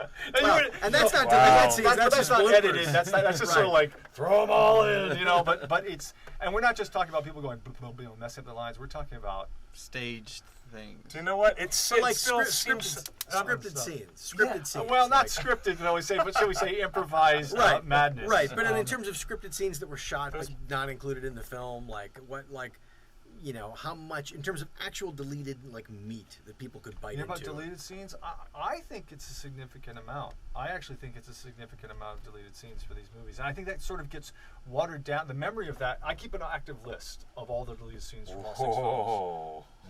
Now, again on this phone, I actually have. Lose the phone. I emailed it. You're sitting closest to it. Over the years, I kept an active list. And it's a good. Thank you very much. It's a good list. It's a good list. I bet it's it a good is. list. And it's a strong list. The problem is that people tend to forget because the extended editions exist and they are really good. And the stuff they got put in, and not everything that got taken out was like, oh, you should put that back in. Right. The extended editions are the definitive version of the film. Yeah, all the good stuff. Yeah. Put back in. Yeah. That doesn't mean that all the deleted stuff is the bad stuff. Some of it is not as good, doesn't belong in the movie. Right. Some of it is just cool, but it doesn't belong in it. Some of it's you know what I mean? Some of it took the movie in the story in a direction that then they had to change because they did, because it's an organic process. And a lot of it, I'm sure, isn't finished with post-production, all the things that you would normally do to finish a film, to finish a scene. Absolutely. But and yet, it's still this treasure trove of material that every fan in the world would love to see. And we held back on the bloopers and the deleted scenes because we knew someday they're going to knock on the door and want us to do some other edition, and we've got to have something meaningful. If people are going to actually spend money, reach into their wallets and pay for this, we have to have something meaningful to give them. And that's why we specifically planned all these special things that were the stories. There's so many stories now that I tell people as just casually, like as fun stories from the film that really should be told as and they've not been. They've not been. A lot of, there was a whole thing, God, what did I call it? What was it? What was the name of it? You guys talk amongst yourselves. Well, I had a question. This is the Mithril edition. But for this is the Mithril. One special shout out from one of your fellow Hobbit cast members, Dallas Barnett, who appears in Desolation of Smaug. Hiya, Dallas. He's in the prologue of Bree, where Gandalf and Thorin are threatened by those 2 ruffians, and he's the creepy, bald fellow who's called Bill Fernie Sr. So, Dallas Barnett is giving you a big shout-out saying... Hey, Dallas, how are you, man? Amen to you, Bill. Yeah. And he says, I think the most beauteous part of the Middle-earth family is that we are all fans first. The fact that we get to be part of this is just amazing. Most of us actually grew up on Tolkien. Yeah. So that's funny that the actors, the art department, and even Howard Shore, all these people come together bringing their expertise to the project. all were individually influenced by Tolkien when they were young. Yeah. And I find that very, and very cool. What I love, too, is all very the people cool. who had never read those books before, but who went to the films and discovered Tolkien that way, and then went and found the books. That's exactly what happened. Once again, at the coalface, you hear that story all the time. Yeah. Yeah. We watched the film, and then we read the book. Yeah. And they still love it, and they know that it's different, but they still love it. Yeah, it's a window into a world. It is. How important are these appendices to you guys as the actors? Are these well, they're a reminder of an incredible journey that we went on, and that's what they are. I always say, and it's so true, we went as a group of actors on a journey to make this, to help create the, this artistic vision, this incredible story. And in the story, it's a group of dwarves going on a mission to reclaim their gold from Erebor. We went on our mission, which was to make this thing. And strangely, it's like two parallel universes, because one is the acting world of acting it, and the other is the fact that it really, really happened. And the appendices are a record of all that. They show all that. You can actually, the thing is, that was always my objective. Like, you can always, turn to your grandkids later and go, you want to know what I did those years? Here, sit down, enjoy. Yeah. The weird thing is, you have to think about this, too. These guys were so patient with us. The whole cast and crew, really, in the big picture, because if you think about it, not only do you sign on to a film where, wow, you're going to be shooting for the better part of 2 years, and for these guys, they're going to be in prosthetics and huge, and the fat suits and the costumes and the hair, and every day, which, by the way, credit to you guys, and this is true, I was amazed, the first week we were all taking bets who's going to blow out and kill somebody. We were going, but you know what? Nope, it didn't happen. These guys got put through this thing, grind every day forever, and they just got along. It was fantastic. Kudos to you. But on top of that, you show up and you go, right, I'm an actor and I'm going to cast the film. Cool, Middle Earth, fantastic. Got to show up. It's going to be a big commitment. It's going to be a better part of 2 years. That's all good, and that's a challenge in and of itself. Then you got Michael Pellerin over here, kind of making a reality series about your life. Wait, what? And that's always the thing, because it's so hard to when you start getting involved with actors coming out, because they've got a big job to do, and they've got to stay focused on that. And then you're going to be the guy going, okay, right, yes, but you're actually in this show as well called The Making of the Hobbit, and it's just Did you get any? Some actors are very method, they stay in character until they leave the set. Did you run into any of that where it's like, all right, tell me just what happened, and they're still in character? Oh, can I these guys are so amazingly respectful of the actor's craft. And you know what I mean? Yeah. And they would deal with us all. That we'd have relationships all on an individual level. Very respectful. Well, part of it is, you remember when I started, I was at the Chinese Cultural Center? You guys were they started, they were doing all sorts of basic fighting and fitness and calisthenics and sword fighting. Dwarven boot camp, as the boot camp, right? If you notice, right when I started, and my policy is I kind of introduce myself, but I also hang back. For a long time, it's just I'm not trying to get into everyone's face going, hey, I want to make friends with it and blah, blah, blah. I actually they've got enough work kind of befriending each other and just... So stay in this outer orbit, and slowly and surely, you can get closer and closer. And Peter's always been a nice guy about that too. He's always informed the cast, hey, this thing, behind the scenes thing, isn't just an EPK. This is a guy who I want here to document these films, and that's really good for the actors to know. Oh, right, this is coming from Peter. This is not just some publicity guy. That helps so tremendously. I'd say, and he was very actually a guy who was so generous with us, believe it or not, at the end. But was so sort of into his character was Richard Armitage. Yeah, I was going to say. And Richard always avoided our cameras. He says this in an interview, which is true. He was always kind of, he was using introspective, so much of that time. He put so much into Thorn. He took that character, so it's just, and however, outside of behind the scenes, Richard was so generous with his support, his interviews. There was one interview, I remember he came all the way, he was somewhere in the middle of Ireland, and he himself took a car, took a train, flew a plane, got a car just to get to our interview, and it was never, and they were always, everybody was always so generous with their time, because, poor William's been through this ringer. I don't do just one interview, it's like the debriefing, I do the interviews are usually 2 hours, and there's several of them. There's 2 hours, and then there'll be another 2 hours, and there'll be another 2 hours, over years, by the way. You know, and there'll be like, probably by the time these guys are done, you know, the least they'll put in is like at least 6 hours or more in the chair doing interviews, at least. That's per person. That's the small end. On a larger end, I remember used to sit down. Vigo would book days. He would tell his agent, I'm going to, Tuesday through Thursday, I'm going to be hanging out with Michael just talking. Yeah. And it was just unbelievable. Yeah. You know? Or like the day when I interviewed Elijah and I were in for 4.5, 5 hours just talking. And what's beautiful, and you experience this, is like, what the great thing is when you talk to people who've worked on the film together, it's not like, well, let me ask a question because I have it written down and I don't really know your experience.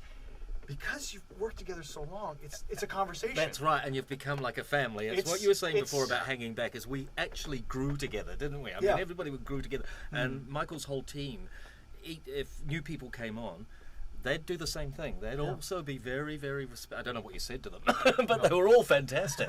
And we'd all become friends, you know, friends. And it became part of the family. There's been a few questions that just came up in the chat room about how do you just workflow.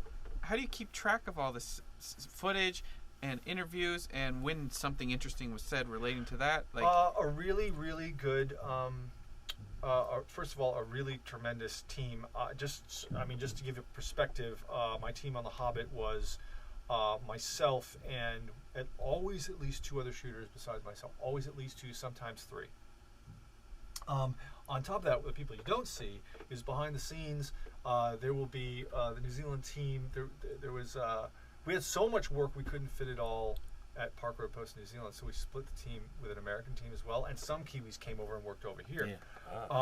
It was cool. There was like almost and then some Americans came and worked over there. It was like an exchange program. Wow. But the editorial team is, let me think really quickly, 1, 2, 3, 4, 5, 6, 7, 8, about 9, maybe 10 editorial people in New Zealand alone, then probably another 10, 11 people over in the States as well. So you've got about 20, 25 editorial people, which is what it takes to digest all that footage and organize it. And what would happen, it was a very you couldn't just shoot everything, as you can imagine, and just go later on, well, we'll figure out later, because that means you have to go watch it again later. As you're shooting it, the shooters were flagging, we've got this, we got that, this happened today. Here's the notes of what's interesting. We basically got notes on the dailies from all the shooters, and notes on the assistants who were pulling it in were flagging stuff, and I would flag stuff. And this was happening on a constant basis, these reviews as we went forward, so that by the time we did have to start cutting with all this stuff, we already knew where all of the gems and the gold. It's a massive undertaking. You know, when you really start. Yeah, I think it's incredible. I think it's the equivalent of 14 million feet of behind-the-scenes footage on The Hobbit, if we were shooting in film. Yeah, and so where is that? Like, you know, the assumption is Warner Brothers has all the reels in storage somewhere. Where is all your footage? I cannot tell you. So is it yours? Is it Peter's? Is it Warner Brothers? I will tell you a funny story about that. It is all Warner Brothers copyrighted material. Okay. It's not like we could go out and make a film this. No, but yeah. Yeah, but I've carefully archived everything. You know, seriously. He was just saying before we started that he's just spent the last few months kind of finishing that process. Better part of the year. Yeah. And Peter has archived a lot of stuff, and Warner Brothers has archived a lot of stuff, and this is all pretty above board, pretty standard procedure now. The beauty of that is that in the future, for whatever we want to do with this franchise, the stuff is safe. The footage is safe. I think that's what people. It's not going to be like, well, God, we lost it. It got thrown away. No. Between Warner Brothers and myself and Wingnut Films, everything's safe. And I've done a lot of work. Even we've had a few missing pieces here and there, because I mean there's so much stuff in so many years, and I've been slowly filling in the gaps and carefully kind of making sure that everything exists and it's safe. I will tell you one funny thing: the half of the Lord of the Rings footage, and we're talking about interviews, behind the scenes, assets, all that stuff. Half of it is around, I don't know, about 120 plastic cases, like big plastic, about 120 of them. That's only half of the behind the scenes footage. Probably about 120 cases. 120, probably about 250 cases filled with footage. That's the Lord of the Rings. Wow. The Hobbit has exactly the same amount of material. Exactly the same amount of material. as Lord of the Rings, basically behind the scenes, maybe even more actually. Some of it actually shot in 3D. Yes, thank you. Shot in 3D. Behind the scenes in 3D. Yes, wow. Behind the scenes footage in 3D. Wow. And all of that footage. Okay, so we're talking about maybe about the equivalent of 14 million feet of behind the scenes footage shot on Lord of the Rings, and the equivalent of about 14 million feet of behind the scenes footage on Hobbit. For Lord of the Rings, it probably is around 250 boxes full of tapes. Big amount of space. For The Hobbit, 2 boxes. Because storage has become hard drives. Well, no, better than that. The cards.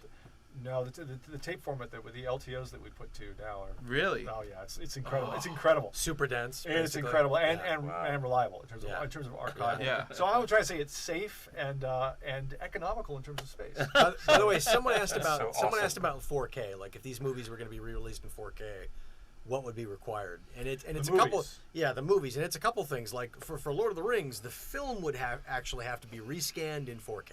Yep. And then the post-production would have to be redone in 4K, right? Because the visual effects were all done in 2K. 2K. Right. I don't know about what a digital's archival. So they may have archived, in a higher format.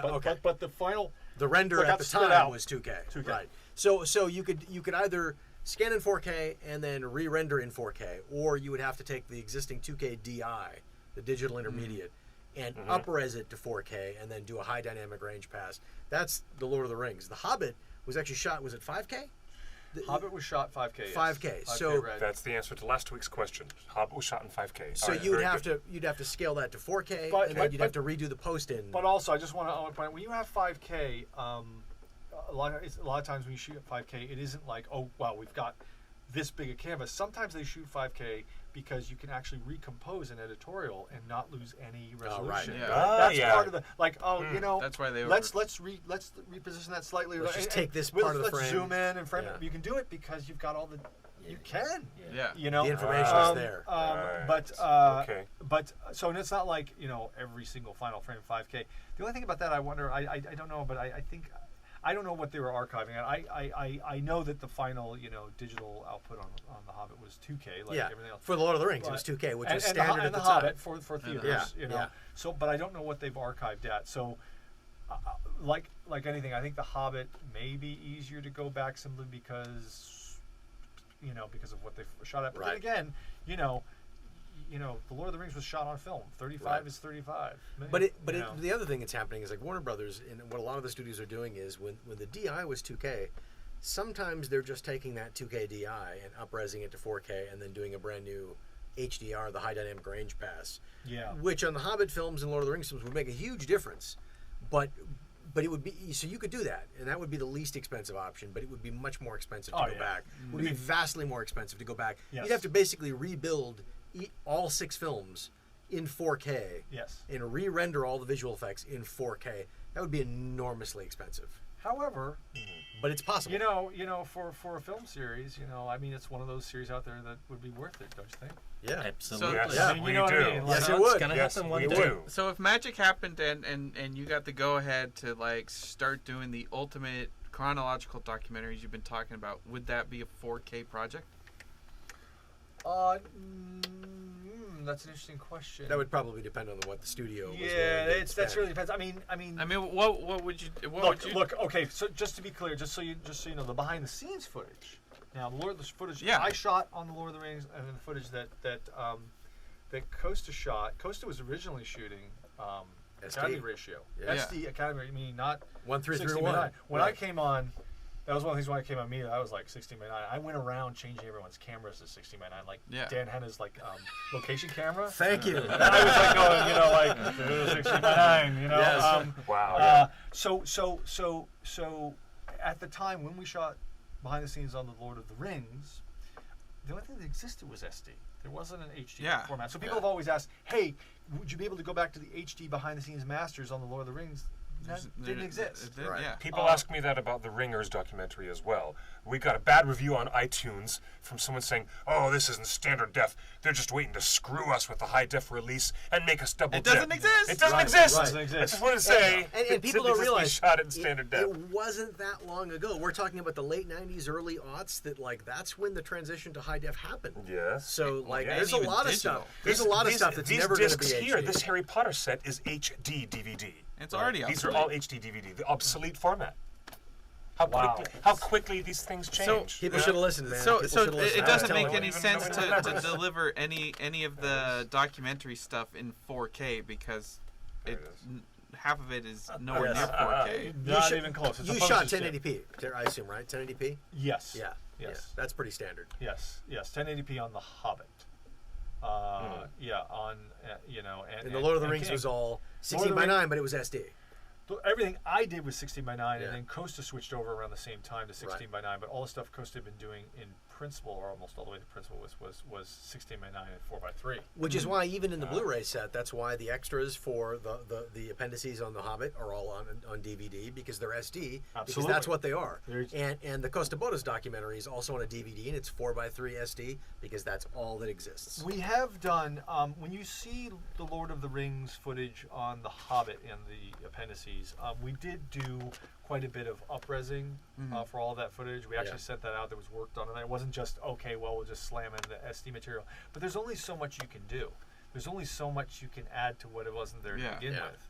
But we did go through that effort. So when you see the footage from the Lord of the Rings on the Hobbit Blu-rays, the appendices, you're seeing just about how as good as we could make that material look, given technology. Right. It's really that'll give you a good marker. If anybody goes back and watches that, you'll see that's about how good it can look. So in terms of the the documentaries being made, I mean, they would if nothing, they would of course be HD, up-resing material. Maybe with all the film scans, maybe you could do it as much as like 2K.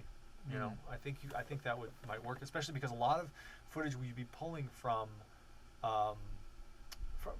film itself, from film elements, and at film you can pretty much decide. But you got to be careful if all of a sudden you're watching a show and suddenly it's like at 4K and then you're popping to these SD things. It's jarring. It could get really hard, Yeah. especially if you want to be fluid going back and forth between. Right. Well, the formats. typical plan with a lot of these releases, the studio wants to put the most disk space and in terms of like bit rate and quality for the film. And then the extras, can be some, like with the Ring set, they're on a separate disc. But they always want to look at, okay, we got to give the film the most real estate, right? So that it looks as good as it can be and sounds as good as it can be. And so well, those concerns may be, Jurassic technology with the advent of streaming and with the concept that someone just put forward today that this ultimate look back, these retrospective documentaries might exist in a new format that we haven't even foreseen yet. It might never be on physical disc. That's exactly right. I hope it's on a physical disc. I do too. Well, I think that it might happen the other way. It might come out that way. It might come through the air, but then you can go. Right. Because I like still buying something that I can hold in my hand. I mean, Yeah. there is an emotional. Obviously, I do too. It's like why, it's why vinyl and there's has something- come back in. Right, and People it's like tangible. And it's look at tangible. This. Look at this. It's a beautiful thing that you can look at and hold in your hand. Well, and you can put that on is your shelf. I have to say, putting on my marketing hat. That's what this is all about. Yeah. This is a presentation. It's a tactile It's experience. a tactile experience, and I mean, the big thing with this new Lord of the Rings set that was priced at $800 is, they did the Harry Potter set a few years ago, 2012. It was priced at $500. Immediately went down to $299. Yeah. So, like $300 was the magic, but it was a $500 box set with everything that had already come out, Plus lots of new content. plus an hour new documentary per film. Per film, yeah. Plus the cool packaging and the slide out drawers and a little pendant and stuff like that. Yeah. And the fact, and they only made 30,000 of those, and you can't buy them anywhere. They're on Right. eBay for thousands gone. of dollars. So Yeah. $30,000 at $300 a piece. Fans are willing to pay for that stuff. We just need that. We need the content. And from our perspective, we just want to find a venue to show our stories. That's really what we're looking for. I mean, that's what Peter's looking for. That's what I'm looking for. Is we hope and pray that there's a venue for it. And what we're saying, and what's come out of this, is it's what I was saying before about the parallel journeys. The journey that you've documented is a massive, massive journey. And, and there's still a lot of that journey that can be told. That's what's amazing about it. Yeah. All these huge years later, documentary series in there. Yeah, there's still so much left that we don't know, we haven't seen. Absolutely. What an amazing thing that is. And I have to insist that this is because I know, because I would hate this. I would hate to buy something like this. The last thing you want is when you feel like they're milking it. Right. I would leave them wanting more. But not only that, but like you buy something, you go, they're really scraping the barrel here. I can assure you that in terms of the Lord of the Rings and the Hobbit, in terms of Middle Earth, that is not the case. We would not. We actually have not. Not only would it not be scraping the barrels. I'm not trying to whoop everybody up in a frenzy. I'm telling the truth. We actually saved some of the gemstones in the crown and just didn't put them out there because we knew, you know what, if you guys are so loyal and you've been so loyal and loving with this whole thing, that if you're going to actually spend your hard-earned money on this, give them something that they're going to go, oh my God, not only was it worth it, but I'm so glad I bought this. I'm so glad they saved this. I'm so glad that they made this release like, and we've saved that. We just need to find, the audience is there. It's just how does the audience speak to the studio, and certainly the willingness of the filmmakers are there to do it. And this stuff always, what I've seen on the bits over the last 19 years or whatever we've been doing it is this stuff goes in cycles, right? Like it goes in cycles. It kind of wanes and then it gets really popular again and then it wanes. I mean, right now we're seeing a time when people are buying vinyl again. I know. Like there's an audience out there that wants this, and I think there will be a time. There will be a time, and there will be a right venue and a right. Hang on in there. It's coming. Yeah. Wow. We just don't know when. A very promising and optimistic note for our extended edition of Torn Tuesday. We usually wrap up in an hour and a half, but we've hit the 2-hour, 10-minute mark. This is the extended. We have deleted scenes you haven't even seen. This is actually like the running length of a typical interview or one of the behind the scenes. Shall we go for the Trilogy Tuesday version of the podcast? All right. Flashcard questions from the fans. This is the bonus swag item that people got when they went to Trilogy Tuesday. Those are anamorphic cool. 35mm frames. Yeah. Okay, I have to say, Bill, to the full credit of the Digital Bits, I, as a consumer, would not go into the marketplace unless I read your website first. Your website taught us the difference between pan and scan and anamorphic widescreen, and he had a beautiful guide on his website so that people could know whether you were buying a really crappy DVD or a good one that had extra lines of resolution that would work good on your new HD set when you finally got a widescreen set. The dude was the man. I've always trusted this man. Do you know that guide? I took that guide to the various studios. Really? And that's how some of the studios learned to do widescreen. No shit. Yeah. Yes. That's so I've had cool. studio people tell me that too. It's that's so good. We read your thing and realized, wow, we need to be doing anamorphic widescreen. Why aren't we doing it? When I think about terms of adding lines of resolution, that information you gave me as an early consumer, learning what the stuff was, now informs the rest of our conversations about everything we buy and consume in the marketplace. Seriously. Really. That's why we're talking about 4K now, because we know that the technology is something that we just can't be ignorant of what it is we're buying. All the way through the making of Lord of the Rings and the Hobbit, this is actually true. Every day I read the Digital Bits because I know that it saves me a lot of time. If there's anything interesting to know or any interesting perspectives, Bill's going to have it. And it's just like, that's the go-to. Like, just, bam, I don't need to read all this other stuff. Just go there, you got it, you know? And, and we love this content. We love this content. Like, we love this content. We're the fans. Like, we see it, and we're in the industry, so we have that perspective of being able to balance the studio view versus the insider view versus what the fans want and all that kind of stuff. But like, we want nothing more than for everybody in the world to experience great content, right? And to share it with everybody. That's the whole goal. That's what it's always been about. Absolutely. And that's what makes this fun, to sit here and talk with you guys. Like, you guys are all you guys are all in it. You guys are all into it. Look at this. Look at this pile of discs. This is representative of almost every fan. Everybody that goes to the OneRing on a regular basis has the same collection I do. Yeah. We've bought these things 5 different times. Yep. They're $50 each. And lots of the Digital Bits fans too, I guarantee.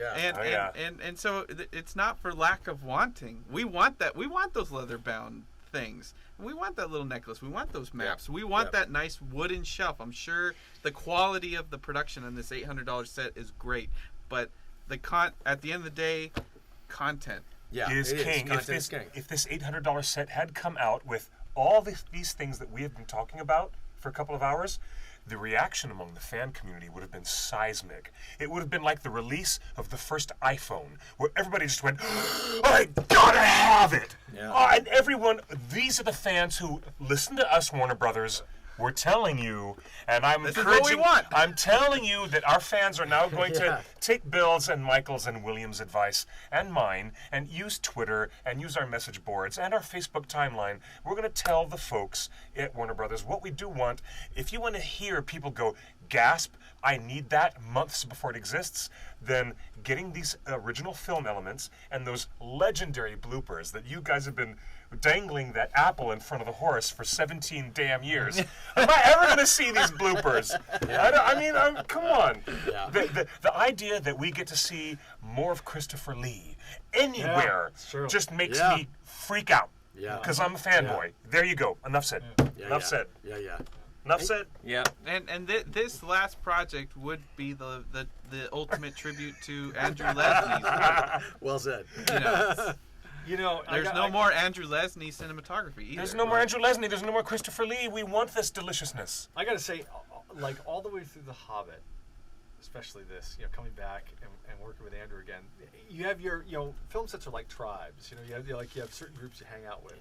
And my group was always the camera group and Andrew. That was like my safe zone. Man. People, cameras, right? Oh. Yes, and I gotta tell you, Andrew is great because his mind's always going. And we had. He was a great guy to work with because you could hang out with him. And I remember we had this thing. Andrew used to. I'm just throwing out some stories that really haven't been told. But on set, part of Andrew's process, which I loved, is when we went somewhere,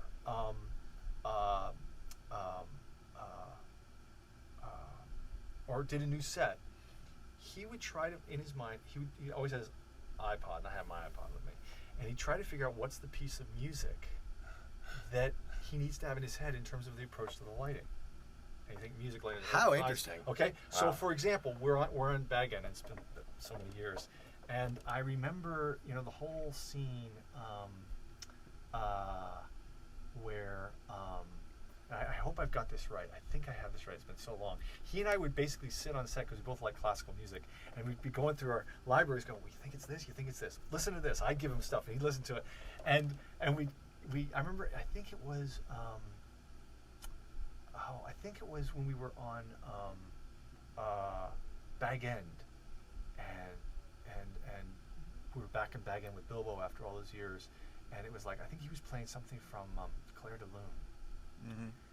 And it just had that, whole lighting the candle at the beginning, and it was like, and we came out, I was like, yeah, that's it.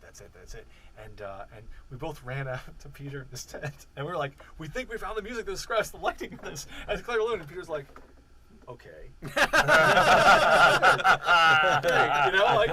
then we were on Hobbits. I remember I gave him, I was walking around Hobbit set, which is stunning because everywhere you look is Hobbit, and you literally, and I remember I gave him Vaughan Williams' The Lark Ascending, and he wandered around with it, and it was like, and that was Andrew, and he just got into it, the whole thing, and one last, I go on about Andrew, but one last thing, which is I'd have to say, it's nice to say to you guys, is when you watch the behind the scenes, Andrew had the huge job of being the cinematographer in charge of camera and lighting for those movies. Huge job, but his mind was such that, and he would be a guy who was constantly advising me on shots, finding shots for me, helping me light stuff, helping me. I remember one point I shot Peter, and I didn't have any I just grabbed him because he was ready, and he had, because of the lighting, he had these really dark circles for eyes, and you couldn't really see in. And Andrew comes running across the set with a reflector and gets it under Peter at the last second to get some light up in this. Wow! And this is early on. This was Gollum Cave. This was Gollum's Cave right at the beginning of the shoot. And afterwards, when Peter was done, he walked away and he scolded me. He goes, "Michael, I don't ever want to see that again." And what do you mean? He said, "Bad cinematography on my set." He said, "I'm here for you. My team's here for you. You need help. I'm going to make sure you get the best image possible. Wow. You can't, don't be shy. Wow. We're here for you. I only want good photography on this set. So I could always rely on him and his team. Because Andrew would be like, we'd be doing meetings and he'd be scouting with Peter, okay, we're going to shoot this, we're going to shoot that way. Before, like, at the end of the day, they would scope a set to figure out how to shoot. And then he'd be going to me going, get this, get here, we'll be tucked out of the way here. And he would give me my shots and stuff. That's amazing. It was great. It was because he was that guy. He started his first job, well, not his first job, I shouldn't say that. One of his first jobs was shooting behind the scenes on Mad Max 2, The Road Warrior. Look at the credits, you'll see it. Wow. Yeah, out in Broken Hill.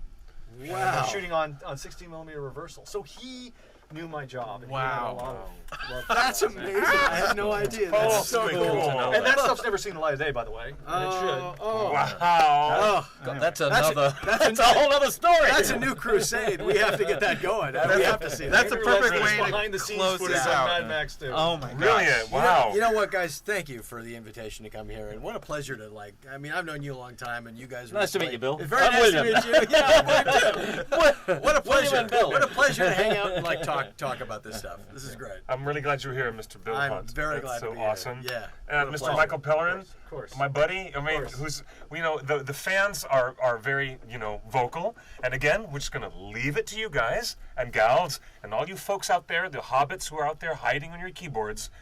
Don't be afraid to actually say this is what we like and this is what we want to spend our money on. And keep the faith, because it won't happen overnight. Yes. It won't happen overnight. Yes. It might, but it will happen. But social media is a tool. Use it. Use it and speak up and make your voices known, and they'll get the message. And Stephanie, just one last comment says Peter Jackson is just on a different level to us peasants. No, he's not. No. He's one of us. Right, that's what's great about it. He is totally. That's You're right. the thing. The poor man has tried desperately for years to share what could be a very isolated experience. He was in New Zealand shooting a film set on a very top secret film project, and not only that, but has tried to do it with the blogs and stuff, to do it as we're doing it. So as much as possible. Look, I don't think, and this is my opinion of him, and is that he has never drifted from being that kid who was a fan of movies, who dreamed of, I love these things. How am I ever, going to, Peter's from Pukerow Bay, right? Yeah. Running around Pukerow Bay with a Super 8. Right? And how am I ever going to get there? And he hasn't forgotten that. And I've never seen the guy who's forgotten that. And he, like you said earlier, he is a fan. And as much as possible, you're in the world of super filmmaking, so that's somewhat distancing. But as far as anyone I've ever seen, he's really tried to keep the window open to other people, other young people like himself when he was young, going, God, I'd love to someday, how can I ever, well, here's someone who's sharing with you, okay, here's what it's like. He comes to the TheOneRing parties in any country. He stays and signs the autographs. Even his business partner, Richard Taylor's the same way. Yeah. They come to all the events. Dan Hanna, everybody, and it's these people aren't on a different plateau. They're just one of us. They got the lucky break and had the talent to make these with your help. And it's true. This has been part of the mechanism of how Peter has been so conversant with the fan base, because he has, as you said, he's been part of the fan base. He was inspired by Ralph Bakshi in the 70s when we were just kids, picking up The Lord of the Rings and reading it and being fascinated by it.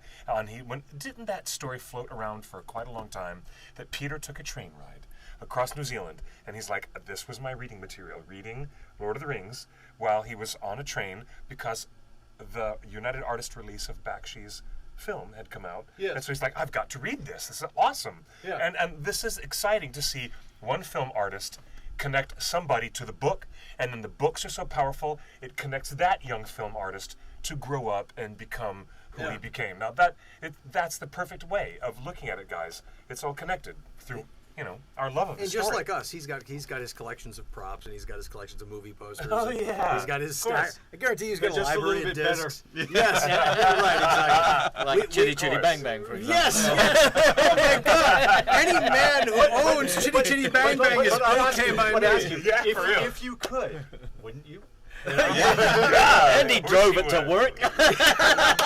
I have to say, that was one of my favorite moments on that behind the scenes. It's, oh my God, it's like, forget the Hobbit, there's Chitty Chitty Bang Bang. Oh, we were there. That was There's so many more stories. As How you've just cool heard, is that? we've got so many more stories. Yeah. The fans are in control here. Your voices on social, everyone's listening, the studio's listening. Do we want it now or do we want it in another 10 years?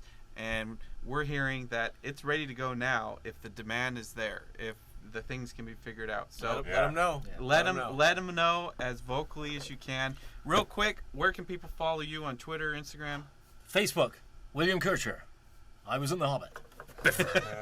Twitter. At Bill Hunt Bits. I'm also on Facebook, Bill Hunt Bits. I'm on the Digital Bits, has digitalbits.com. Facebook pages, Twitter pages, where I'm all over the place. You know, I'm always QuickBeam2000 or just QuickBeam on TheOneRing.net, and always live every Tuesday with this fellow, my fine feathered friend. In the elegant hat. Yes, in the elegant hat. And I'm kind of a sort of a Luddite hermit. I couldn't find you on Twitter today. But we drag him out every now and again and bring him out into the light every now and again. We should reconvene at some point. Let's do this. You know what, guys? This after party, as soon as we shut this camera off, this after party is going to be a Middle-earth saga of its own. See you guys. Thanks for having us. Thanks for being with us on Torn Tuesday. See you next time. Thanks, Torn readers, Bits readers. Thanks, guys. Well done. Woo! What a great...